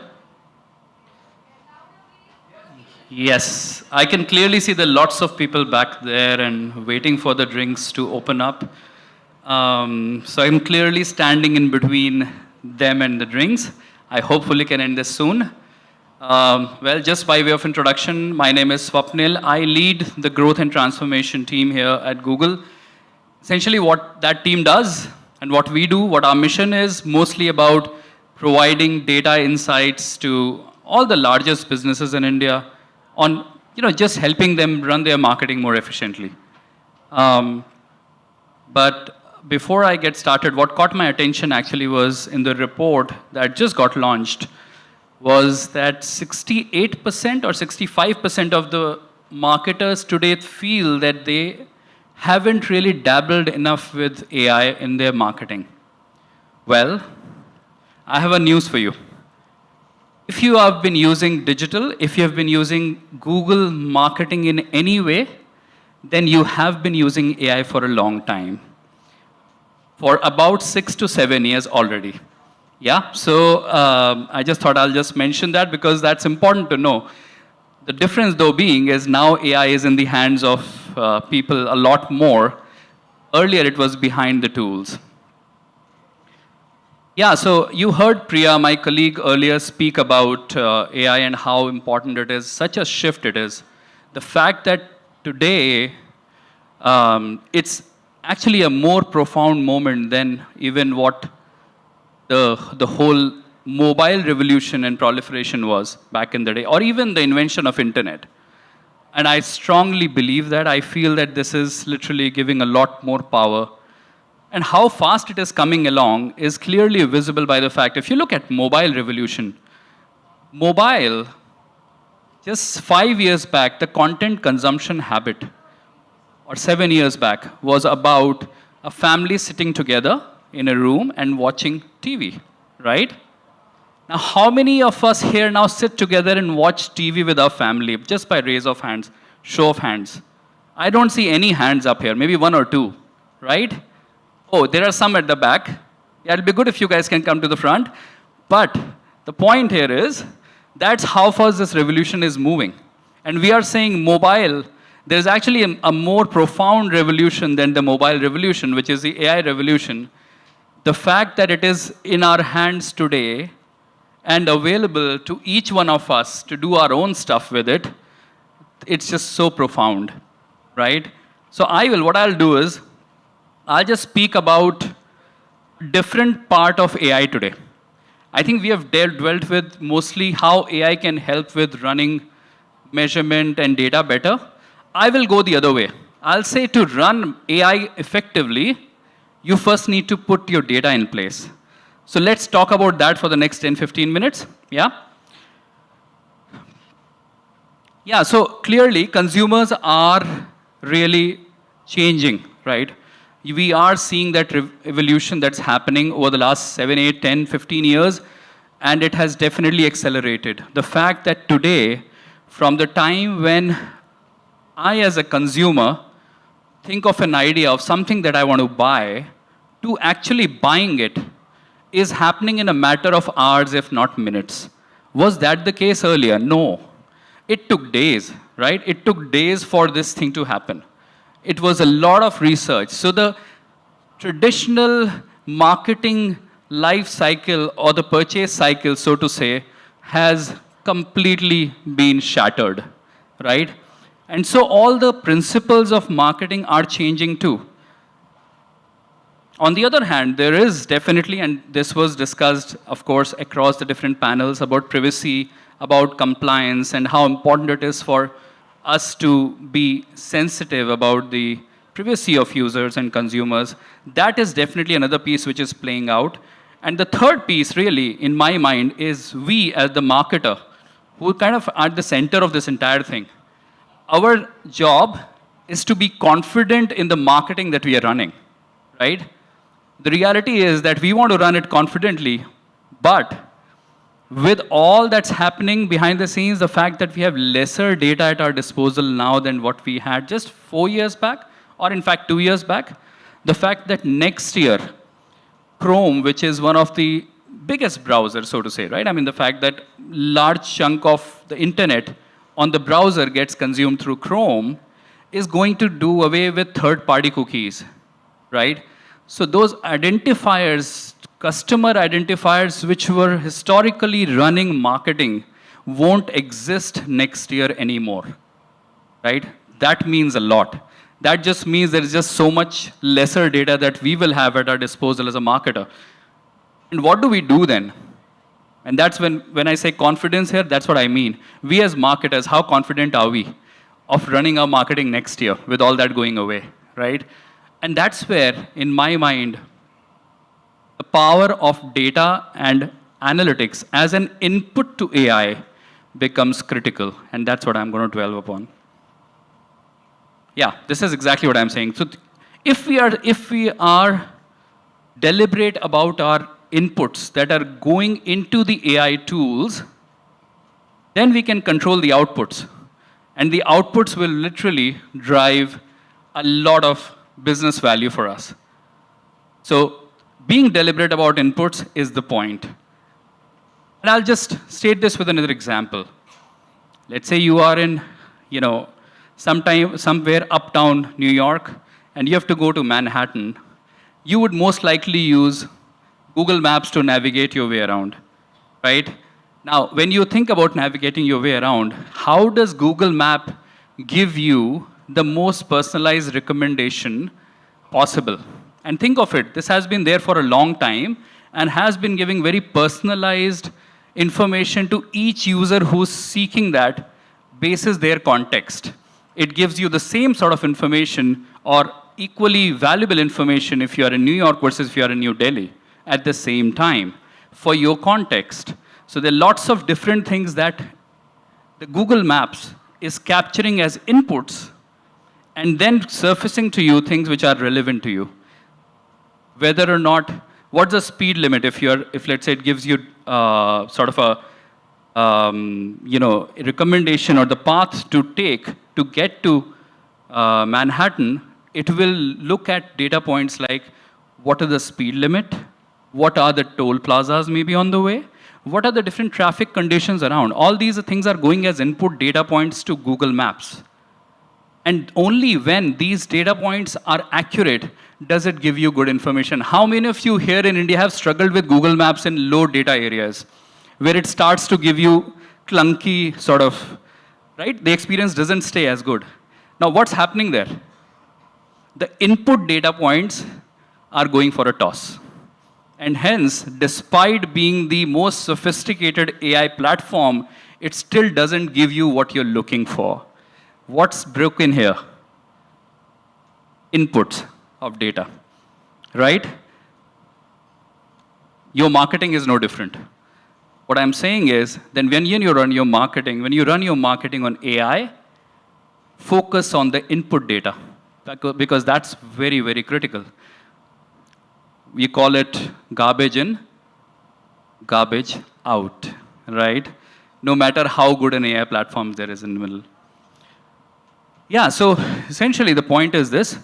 If you have a solid measurement in place, a solid platform which is capturing all the data points that you need, whether it's the consumer data, whether it's a campaign data, all the different things, whether it's a creative itself, the audiences, all those things that you've heard of from digital marketers, if all those things are solidly in place and are being captured correctly and accurately, and then apply AI on top, you definitely get better business results.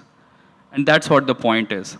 Now, just how many of you are here would know, just by guess, a number, companies that actually focus on top of the end measurement and data, what is the kind of impact it has on their bottom line?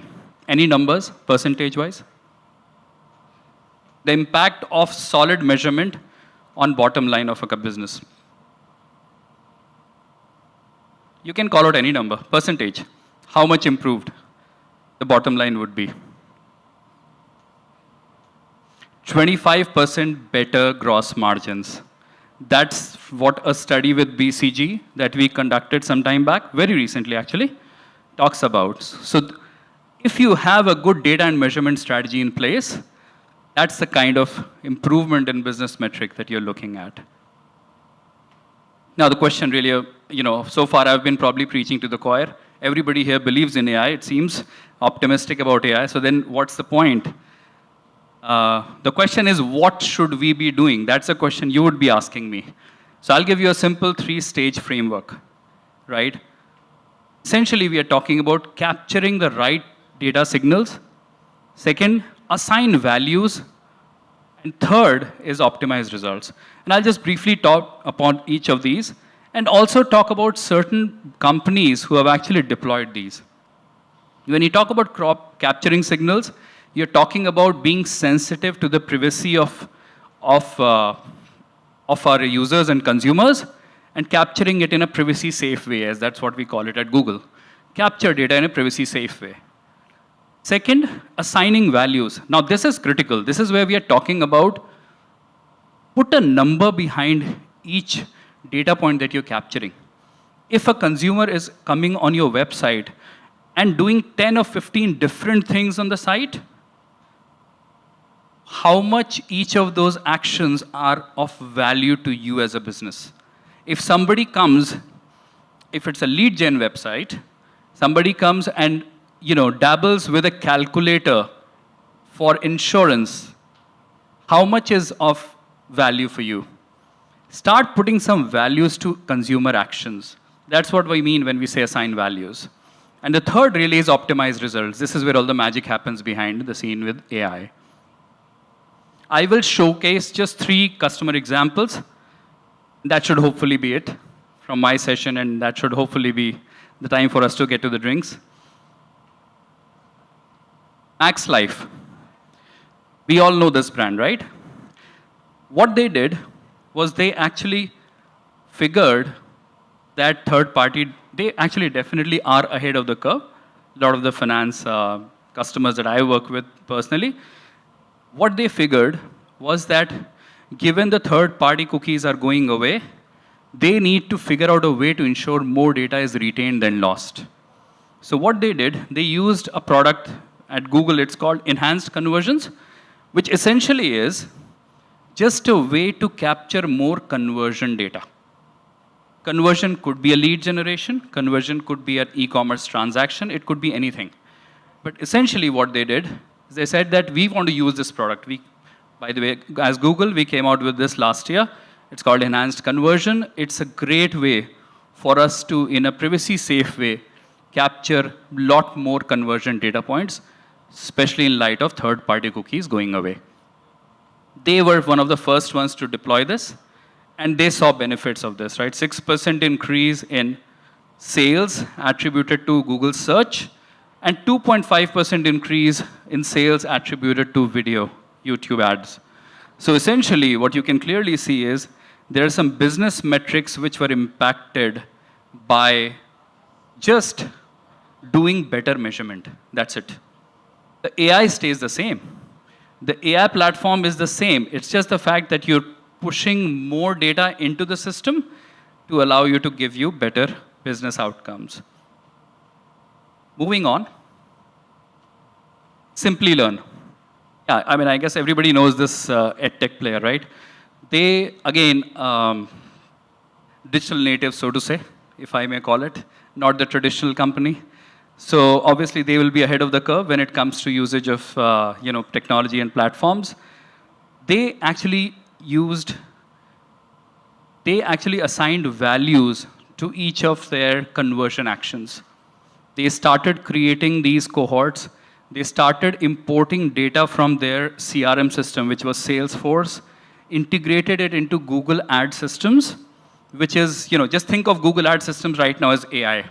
When I say synonymous to AI, right? So they started importing a lot of the CRM data, first-party data into Google Ads and started putting value to it.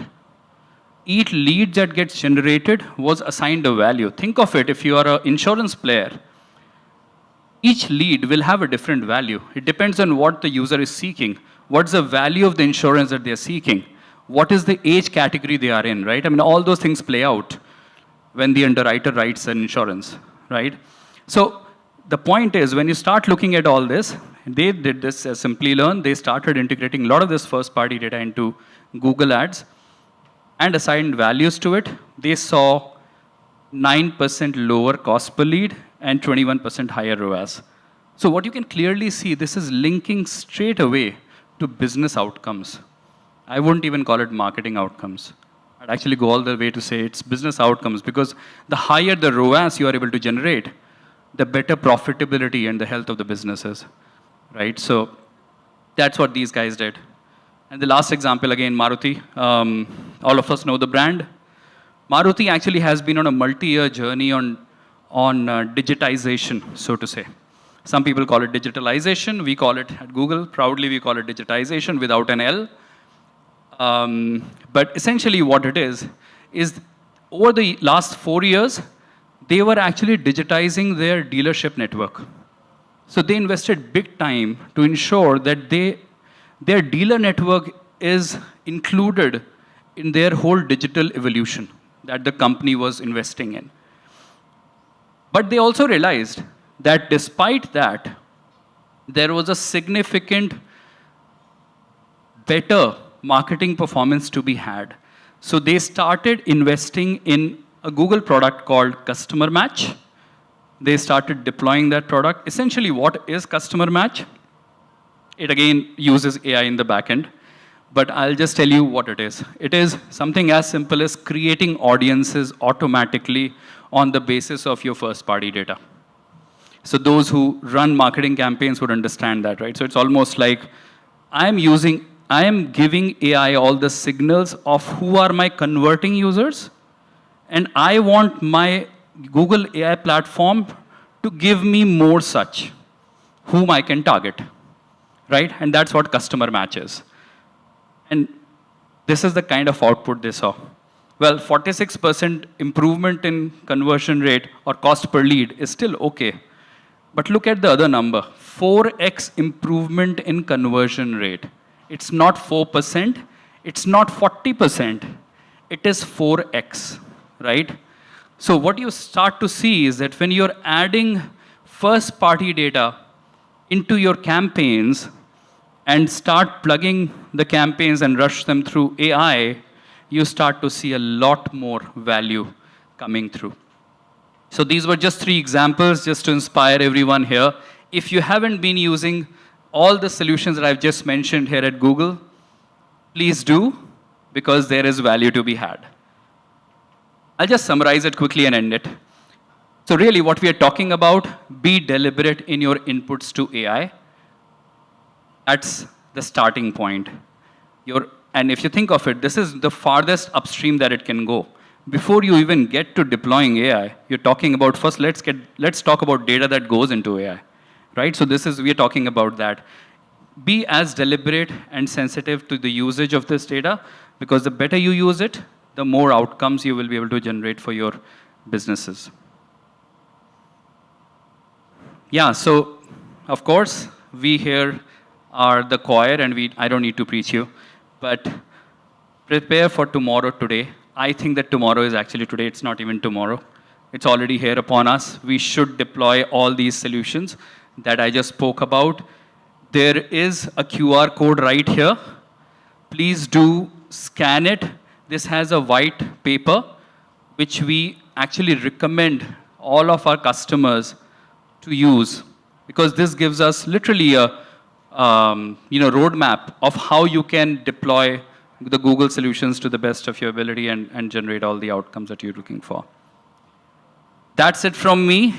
I am just about 2 minutes within time, so thanks so much for your time.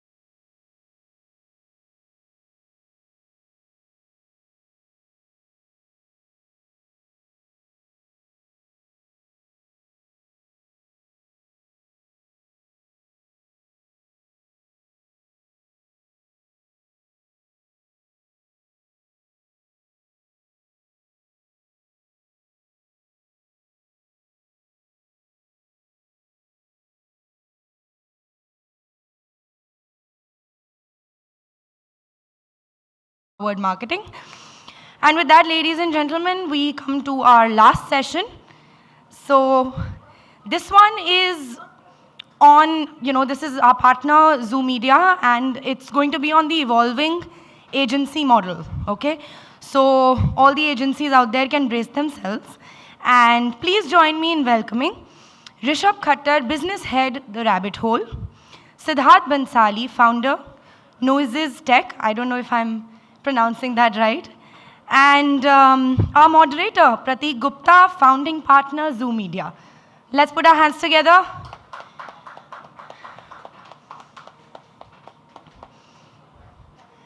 Okay, one more time. Let's put our hands together for our last session. Thank you. Over to you, Prateek.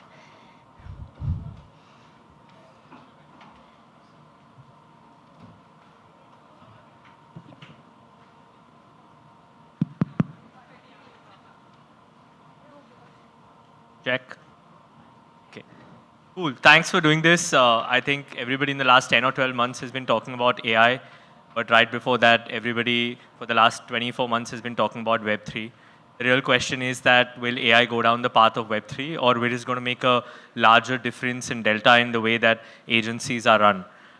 Where there's lots of work that has happened in this space. There are lots of award-winning campaigns, as they call it, quote unquote, that has happened because of AI. But I think that we've already come over the hump of all brands and all agencies being extremely excited about what AI can do. The real question that we're trying to ask and answer as we go along is, how are we going to be able to sustain this, both on the brand side and more importantly on the agency side? And is the structure of the agency that we have seen exist for so long, and then there was a digital agency ecosystem that came along, disrupted the structure a little bit. Will the AI revolution, or as everybody is so supremely excited about it, so excited that Sam from OpenAI had to quit his job and come back in 1 week. But if everybody is on that path and everybody is on that path of building this sort of an ecosystem, what is actually happening in the agency world and how is it actually impacting the brand world? That's what we're here to discuss, and obviously I know these two boys forever, so it's going to be an honest and open conversation. And please, if there are any questions, put your hand up. Happy to answer, happy to engage in conversation. So, Sid, I'm going to start with you because you've been studying this for way longer than all of us knew this existed. And what do you think? What do you think is happening in this space? And how do you think that this intersection of AI and creativity per se is going to come back and affect both the clients and the agency world? Thanks, Prateek. I think that as marketers, and we saw this with Web3 and blockchain last year, we both have a habit as well as a necessity to figure out how the latest in the landscape can be used for anything to do with clients. Right? We have to continue proving that we can be an innovating partner to clients. We have to continue proving that we know what's going on with the latest in the landscape. And in doing so, we very often rush and build on the first idea we have when it comes to any new technology. Right? So with AI, everyone's jumped on the bandwagon and done, oh, AI done creatives, AI done experiences, AI done whatever. But I think the true test of whether we as marketers will be able to make AI value additive as far as clients is concerned is, are we going to be able to figure out where in their marketing funnel AI sits? Right? It'll be all well and good for us to do 1 or 2 campaigns and get a few awards, but if we really want to make AI a value driver for our P&Ls as agencies, we're going to have to figure out how do we create a solution that is actually part of the marketing funnel, that's going to be part of their media plan year on year. Otherwise, we're not really thinking about this from a business point of view. We're just thinking about this from a noise point of view, right? Now, even when you think about internally, you brought up AI and creativity, and there's one school of thought which is saying that, hey, AI is going to standardize creativity. You know, it's going to make everyone write the same type of copy, create the same type of graphics, the same type of videos.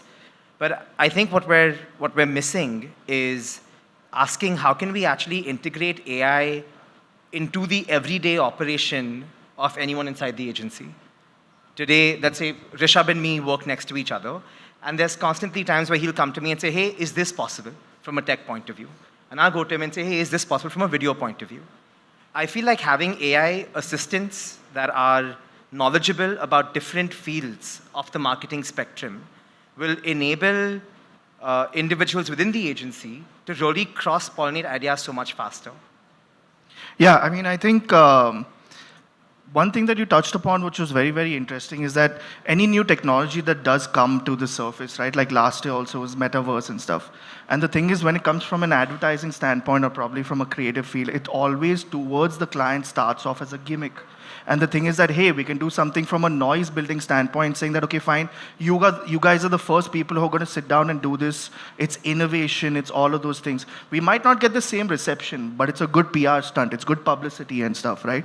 But what you're saying is completely right. Most of these innovations essentially die down in a certain manner because we've not been able to integrate that into our daily lives. And when I say daily lives, I mean agencies or the workplace. So the thing is that, yeah, it's going to be important for us to like figure out how we want to integrate this into our lives to make it a lot more efficient and then hence make it a lot more sustainable for an agency. And Rishabh, I'm coming back to you, right? Like saying that the creative process that you usually take for building a video narrative, a script, the ability for the client to actually visualize what you want them to see as a final output, take the brief, understand the brief, decode the brief, and go back with a solution that is that you want to convince the client to deliver alongside of you.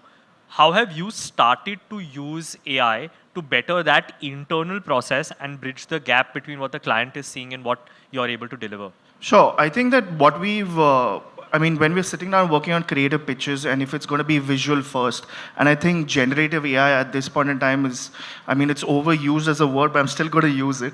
But I'm just saying that all of those things that have been happening from a visual standpoint, which has taken, good tick in our lives. Now the thing is that when we're sitting down and pitching to clients, and as business heads, or probably as business owners, as you guys, y'all are constantly trying to figure out what is the most efficient way to sell something, right? For me, the most efficient way to sell a creative idea or a video is what I would look into first, because that's business conversion for me. So the thing is that, can I essentially use AI? Can I use Midjourney? Can I use this? Can I use Script Room? All of those things that are put together for me to make the concept sell easier for the client to comprehend. And it does happen in multiple different use cases that we've gone ahead and we've really won pitches because we've been able to make the client visualize much better instead of sitting around going to a storyboard artist and making all of those things, which is still a long drawn process.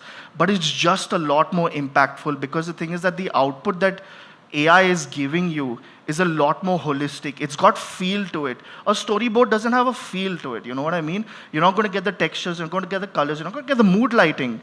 In my first sell itself, if I'm able to take all of this, right, to the client with minimal effort, with text that I can put in there, and come close to at least the visualization of the final output, I am home. I've made a better sell than someone else who's coming after me in a pitch.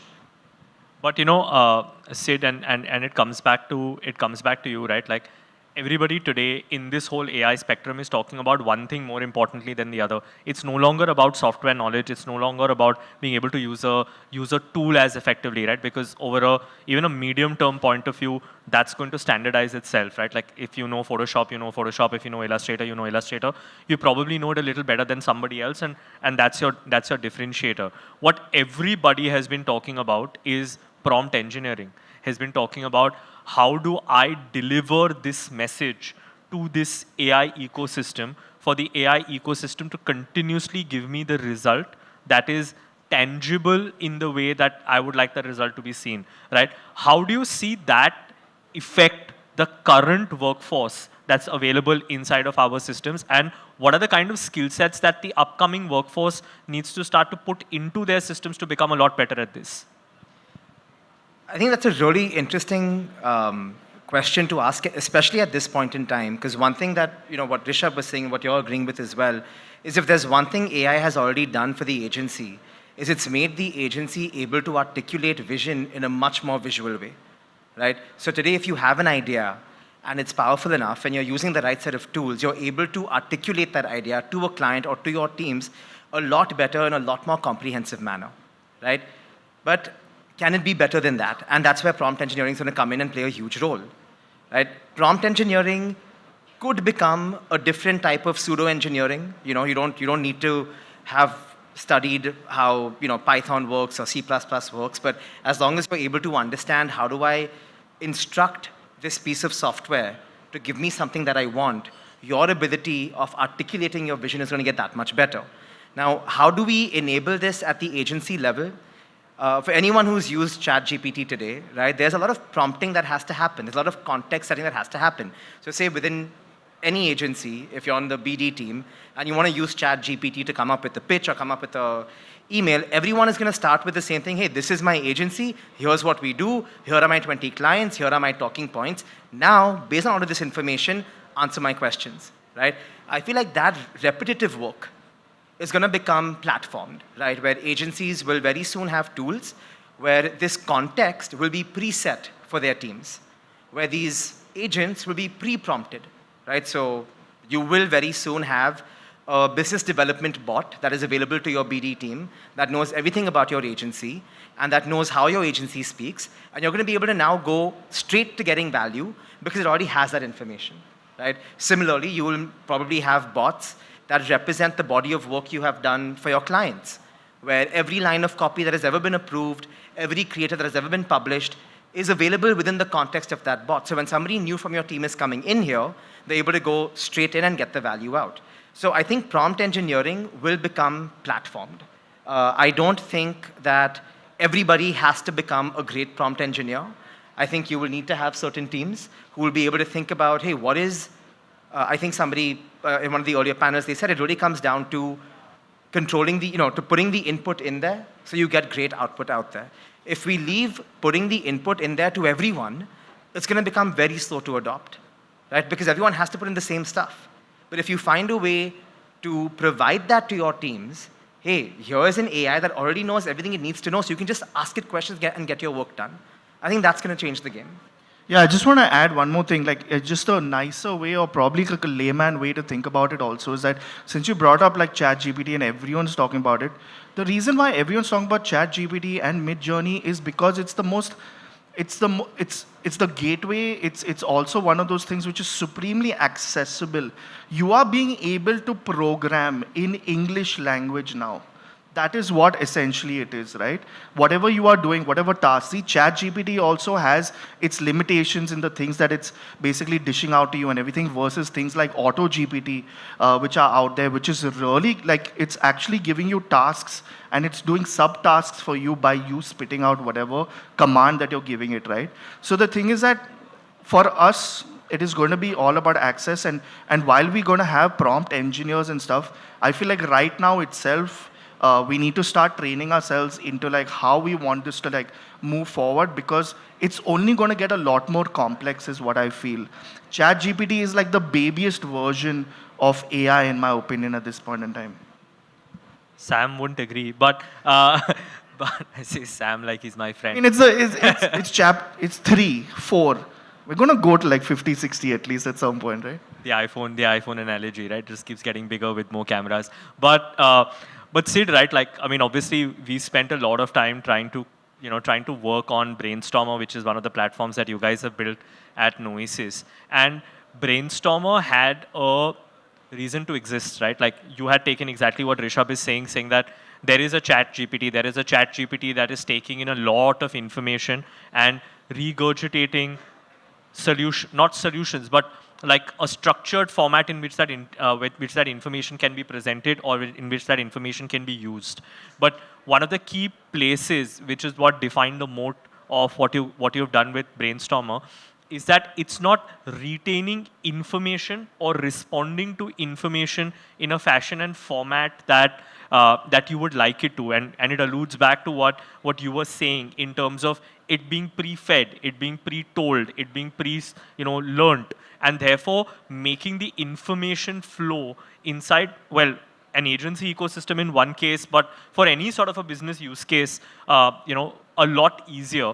Why don't you talk about a couple of use cases of what you've been able to achieve with Brainstormer and how it will probably be useful in the agency ecosystem as well as a client example, if you may.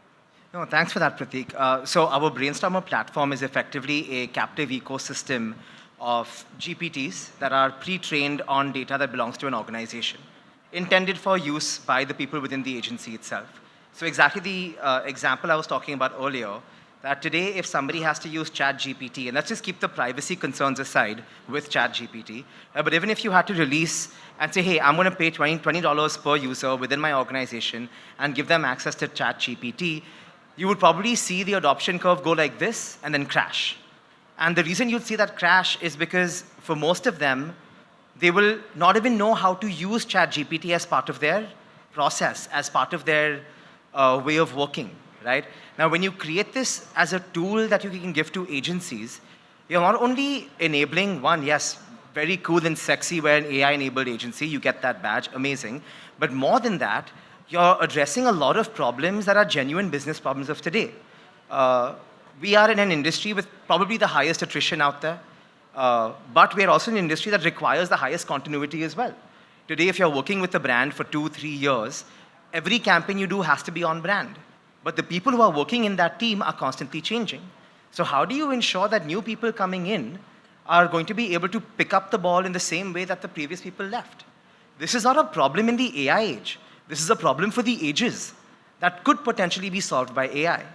So one of the things we've been experimenting with Brainstormer is literally creating GPTs that become the oracle of all the work you've done for a particular brand. So when somebody new comes into your team, they can have access to all the work they've ever done, every idea we've ever pitched, right? Everything that got approved, that got disapproved, so that the person who has now joined doesn't have to carry on for 3 months figuring out, hey, what is on brand or not on brand for this client. They have directly an AI assistant that's so personalized, that knows so much about the work that they've done, that they're able to start churning out ideas likely to get approved within a month of joining the organization, as opposed to 3 months of trial and error, right? That's one example, right? We spoke about enhancing the sales process, where somebody new joins your BD team. Oh, hey, have we done work for the automotive industry before? Now, you'd have to wait for an answer, and can someone send me a case study on a WhatsApp group, versus you now have a bot that has all this information available to you, right? So I think a lot of the challenges that agencies have faced for all time, right, of continuity, of standardization, of making data available, about making information available, are going to be addressed by AI. And these are not the kinds of things we think about first when we think about AI. We think about, oh, creativity stuff. What can we sell to the client? But I think that it's going to impact our bottom lines in a much more healthier way than it will our top lines, at least right now. And taking from there, Rishabh, I think one of the key things that everybody is asking this question, right? Saying, is AI going to replace jobs? Yeah, I know we've had a long chat about this, but is AI going to replace jobs? If AI is going to replace jobs, then what kind of jobs is it going to replace? How are we going to see this entire transition into this AI age actually happen? I mean, I know the short answer to the question is it's not, but how do we debunk that myth that it's going to expect better, it's going to ask for more? And for me, I think I was discussing with Amit right now, at the back, and we were having this conversation, and said, what will AI replace? And I said, listen, the junior executives in the agency, right? It replaces the junior executives in the agency. But if it replaces the junior executives in the agency, how will they become senior, right? So there is a key problem of talent. There's a key problem of talent density. If you're going to take away the bottom rung, then what becomes the bottom rung? So what's your point of view on AI having that effect, especially in our line of work?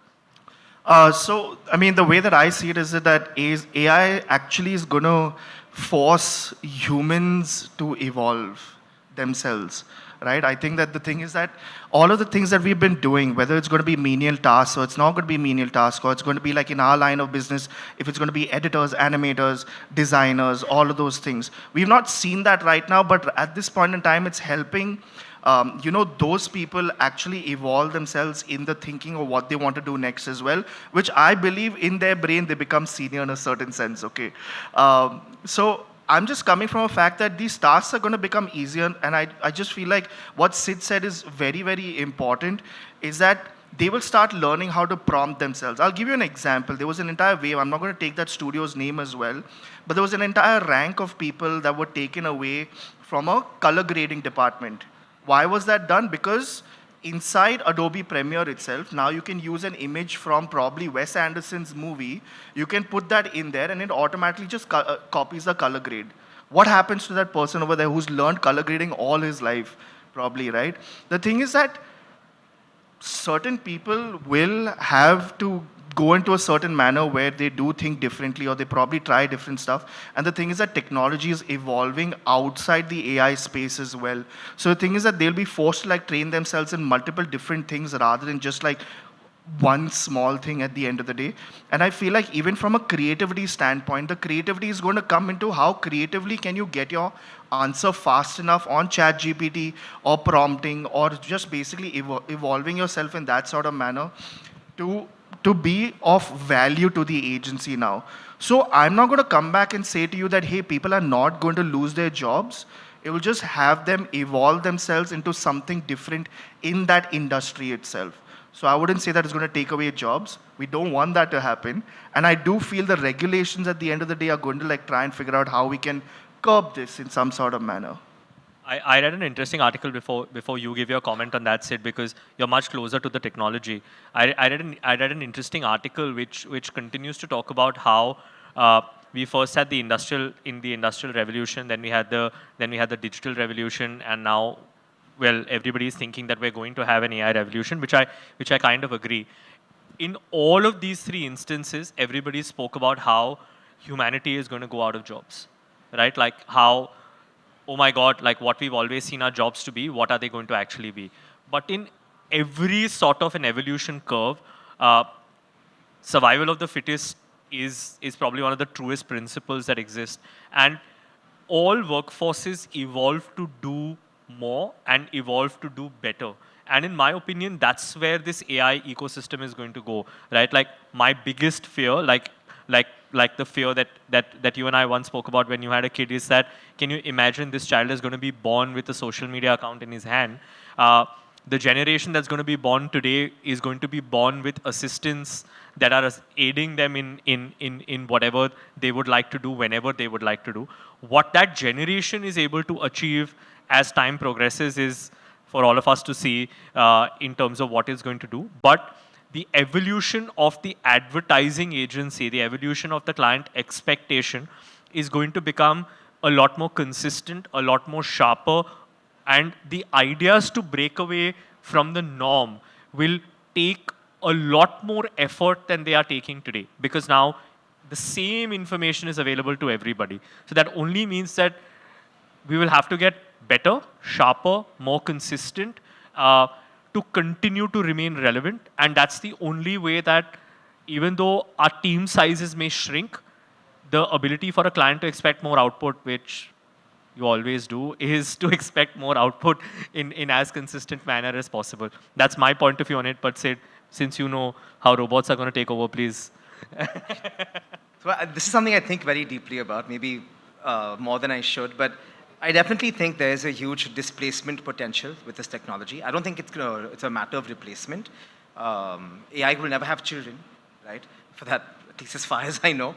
But there will be jobs that will be displaced. And it's interesting you bring up the theory of survival of the fittest. And let's say if Charles Darwin was alive right now and he was to do a study on what does evolution in the workplace look like, right? What would those genetic traits be that will survive the rise of AI?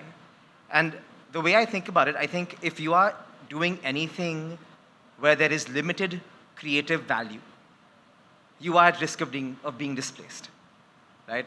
Now, that doesn't just mean the onus of figuring out how to do a job that is giving creative value is only on the employer. It's also on agency owners. It's on entrepreneurs to design organizations that are creating roles that allow for more creative value addition than simply quantitative value addition. So great point on the color grading thing, right? There was a time where color grading added a lot of creative value because you wanted to make sure that the experience was standardized when you were watching a movie. But what does creative value for those people look like now? Yeah, exactly. That's the evolution I'm basically talking about, yeah. Right? And I think that's fundamentally the question for organizations to answer. What are the potential spaces I am creating for the people who I think are most at risk in terms of being displaced, and giving them a path to say, hey, okay, you were doing this job that now can be done 10 times faster, 100 times better by AI, right? But you still have the potential of doing a lot more. How do I tap into that potential? How do I, as an agency owner, how do I, as a team leader, how do I, as a manager, create the space for you to use these amazing tools to continue adding value to my business? And coming to, client expectations, I think, a lot of people here might agree that the best campaigns out there were the ones where the agency inspired the idea and the client. Not the client came and say, hey, I want 1, 2, 3, 4, 5 things, right? Now, if we have been able to allow people to articulate vision a lot better because of AI, I think agencies will get a lot better at inspiring better ideas within the client, right? And they will not just be ideas that are a 2-liner on a slide. There will be ideas that have now been fully thought out because AI did it. Solution architecture, go-to-market strategy, potential media plan, potential reach, all of it, right? So I think that's the future. Thanks. I think that screen's gone red. But more importantly, I think what we're saying, right, is that will AI come in and disrupt the advertising ecosystem? Yes. It will make us faster, better, efficient, consistent, like it will to any other part and any other thing that it touches, right? Whether it's a business function, whether it's ROI, whether it's optimizing media plans, whether it is doing all of the work which can be done in a repetitive manner. That's what AI will do. AI will do initially. But as advertisers, and that's the last question that I have for you, maybe one line on each. We are the fastest people to adopt these terminologies. I got a message on LinkedIn of one AI-enabled agency already, right? I'm not a believer yet because I don't think that it's evolved that fast.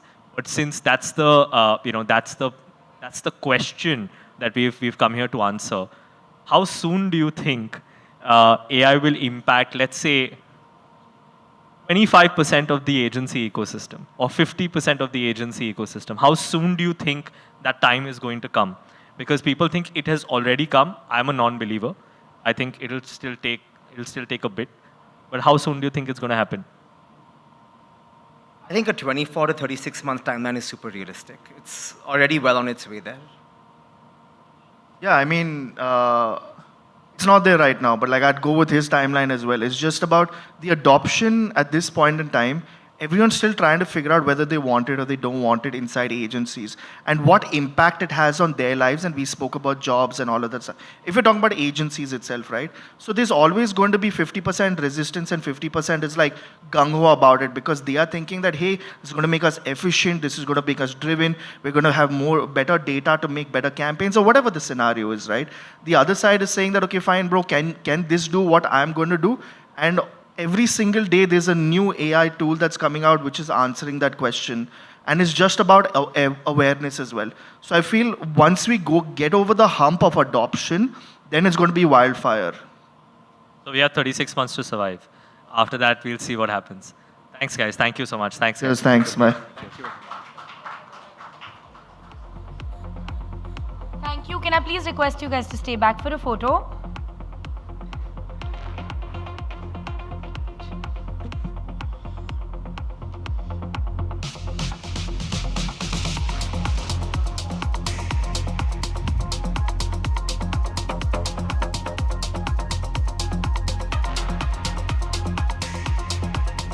Thank you. I'm sure that really helped our agency ecosystem understand how to leverage AI better. And with that, as we know, ladies and gentlemen, it's a wrap. I'm so grateful for all of you to be here. And I'm sure it was an exhilarating ride because there were so many launches back to back. And I hope you got the chance to get your hands on all of the resources that we've released today because trust me, it will really help you make your business decisions better.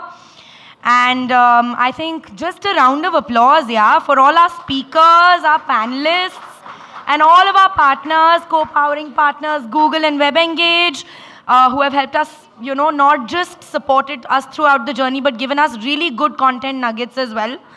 And yeah, I'd really like to thank my media partners, AdGully and Media News for You, marketing partners, Zoom Media, support partners, Walk and Punctuate, event partner, Tantra, and community partner, Social Samosa. Do not forget to follow us on our social media handles to stay updated with all of the trends in the marketing industry. Share your pictures and videos with us. We can't wait to see them. Use our hashtag so we can reshare it. And yeah, lastly, please scan the QR code to also give us your feedback. It just gets bigger and better with every event, and we just want to hear from you on what we can do better. So that's a wrap, and I'll see you at the drinks at the bar for some networking and hopefully shake hands. Thank you so much. Have a great rest of the evening. We have to do our gratitude also. Thank you, Tanya. Thank you. Big round of applause for Tanya, guys. Thank you, and please enjoy your drinks and do stay back.